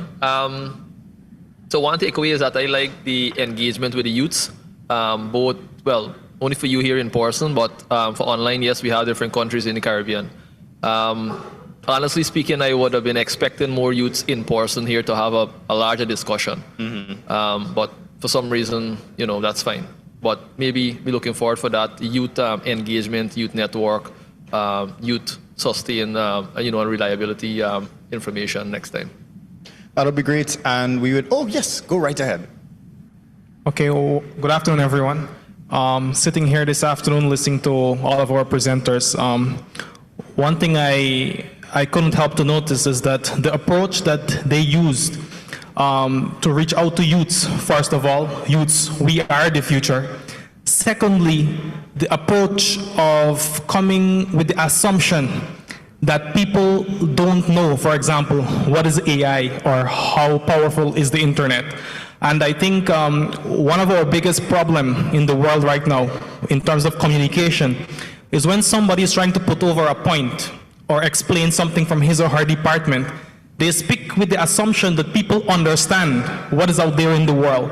But for example, what I've heard here today from presenters in terms of AI and how powerful is the internet and what we can do to better ourselves, I think it was a good approach. I personally benefited a lot, and I think the other youths like me have benefited a lot. Thank you. Wonderful, and that's so great, and I'm glad that you enjoyed that. What we typically do in these internet governance forums is, well, how many of you have heard about internet governance and internet governance forums before today? The youth, right? Okay, we have you, but you don't count, Martin, put your hand down. But the lower hand shows that many people don't know about it. And then when I advertise this internet governance forum, CTO has put out a bunch of ads, done a lot of marketing, you'd say, what is that? What is Internet Governance Forum? And I say, well, boy, it is everything. It is everything. And you don't need to be a technical person. You don't need to be an engineer to participate or understand these discussions. We invite you, whoever you are, to come because it's a bottom-up approach. We want to hear from everybody, the end users, the regulators, and everyone else involved to understand how we can shape the internet in the Caribbean region. So it was great to hear from you all. With respect, oh, yes? Hi. So I would like to make a suggestion. I have gone to city events, I don't know, in Nigel for the last, 10 years plus? Yeah. So I started at a very young age. I think my first time I went to an event, Cleveland Thomas had invited me. I was about 19 in Trinidad or Antigua, between those two countries. And I'm 35 now, right? So I'll tell you my age, let's say 10 years, I've been 25, and before that I've been invited from university days and that kind of thing. And I want to make a recommendation to the CTU. And I think this young man said something very kindly and politely, but I'm going to be a bit more pointed. The CTU usually rides into CARICOM member state, have an event. When the event is over, right, you have a social, we lime, we talk about the history, or last time I see Mr. Mr. Kisoon see me, I gain weight, I lose weight. But I want to suggest a change come next year. Here's the change I want to suggest. When you are deciding to go into a territory, whether it be from Suriname to the Bahamas in the north, you come one day before, pay one more set of money at the airport, all right? One more night at the hotel, because I understand how these conferences work.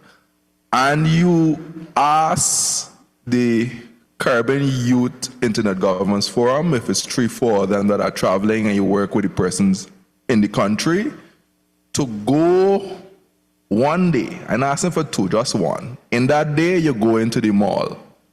You have an open lecture explaining to the regular man in the street. You ever get hacked on Facebook? All right.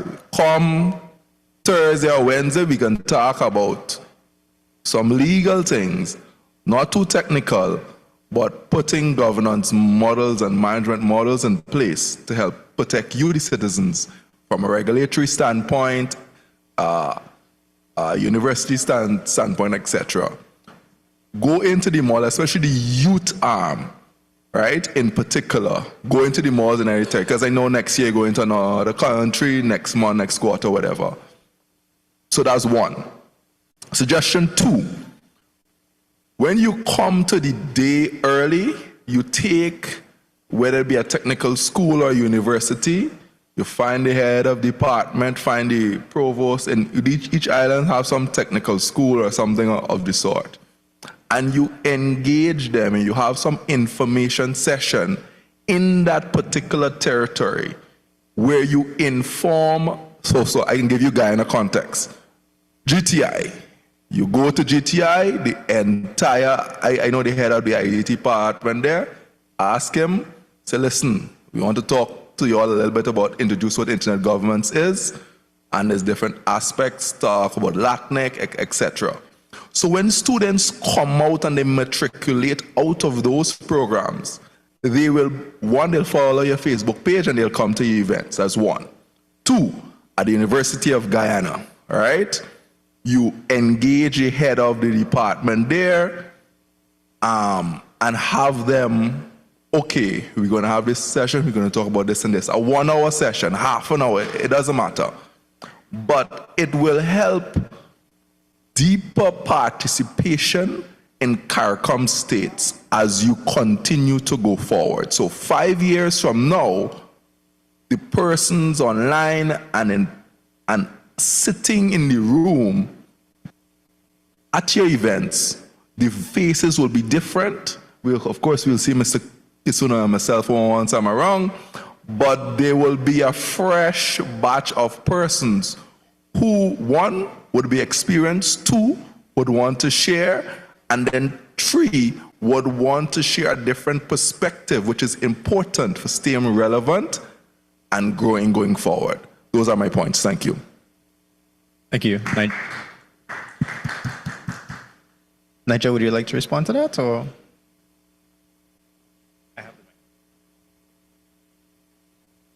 Thanks for the comments. I think I take it in the spirit of deepening the engagement, right, and thinking long term in terms of how can your impact be sustainable, right? And the youth IGF is one of the initiatives that we've taken, but what you've suggested could be like a marginal cost on a trip, so that could also be taken into account. Thank you. And just on the point in youth engagement, as I mentioned at the start, the CTU is also trying to develop a Caribbean Youth and ICT network. So we are still sort of working out the kinks to that. And if you are at all interested, please let us know, reach out to us. We have a form and contact information that we could share with you and anyone online that's interested as well. So yeah, taking it one step further from simply internet governance and into the entire sphere of ICT. So with that little recap, I know I went over time, and I just want to hand over to Gabby now to just close the session. And thanks so much again, everyone. Hi, good afternoon again. My name is Gabrielle Johnson, and I'm one of the founding members of the CYIGF committee. So as we draw to a close today, I really want to express my sincere gratitude to all of our speakers, our moderators, and participants for your invaluable contributions. The discussions that we've had today are not just conversations, they are the blueprints for action as we navigate the complex digital landscape. From empowering our youth to take charge of global internet governance to addressing the pressing issues of cybersecurity, privacy, and inclusivity, every session has underscored a critical aspect of our shared digital future. We've seen how youth empowerment, robust cybersecurity measures, and inclusive access can transform the Caribbean's digital ecosystem.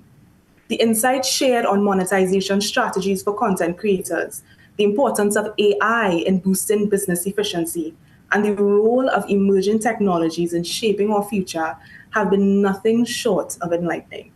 These discussions will serve as a catalyst for the changes we need to see, ensuring that our digital policies are not only progressive, but also inclusive and sustainable.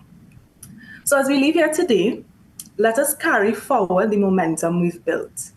Let's continue to collaborate, innovate, and advocate for a digital future that benefits all, especially the youth, who are the torchbearers of tomorrow. So thank you once again for your participation and engagement. Together, we are making strides towards a digital Caribbean that is secure, inclusive, and thriving. So I'd like to say safe travels to those who may be heading back today or tomorrow, and see you at the next CYIGF. Thank you.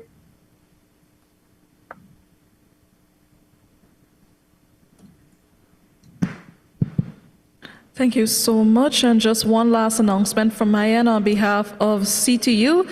It's being asked as well if you can kindly fill out their survey, which is placed on the Cyigf event page under the tab Event Evaluation. And also I'm reminding you once again, we start promptly at 9 a.m.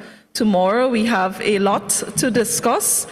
We hope that you make it on time. We also will be discussing tomorrow, we will focus on the better use of today's open internet standards, data for good, and also inspiration from good practices, actions. Ladies and gentlemen, for those who are joining us online, we do hope that you join us as well.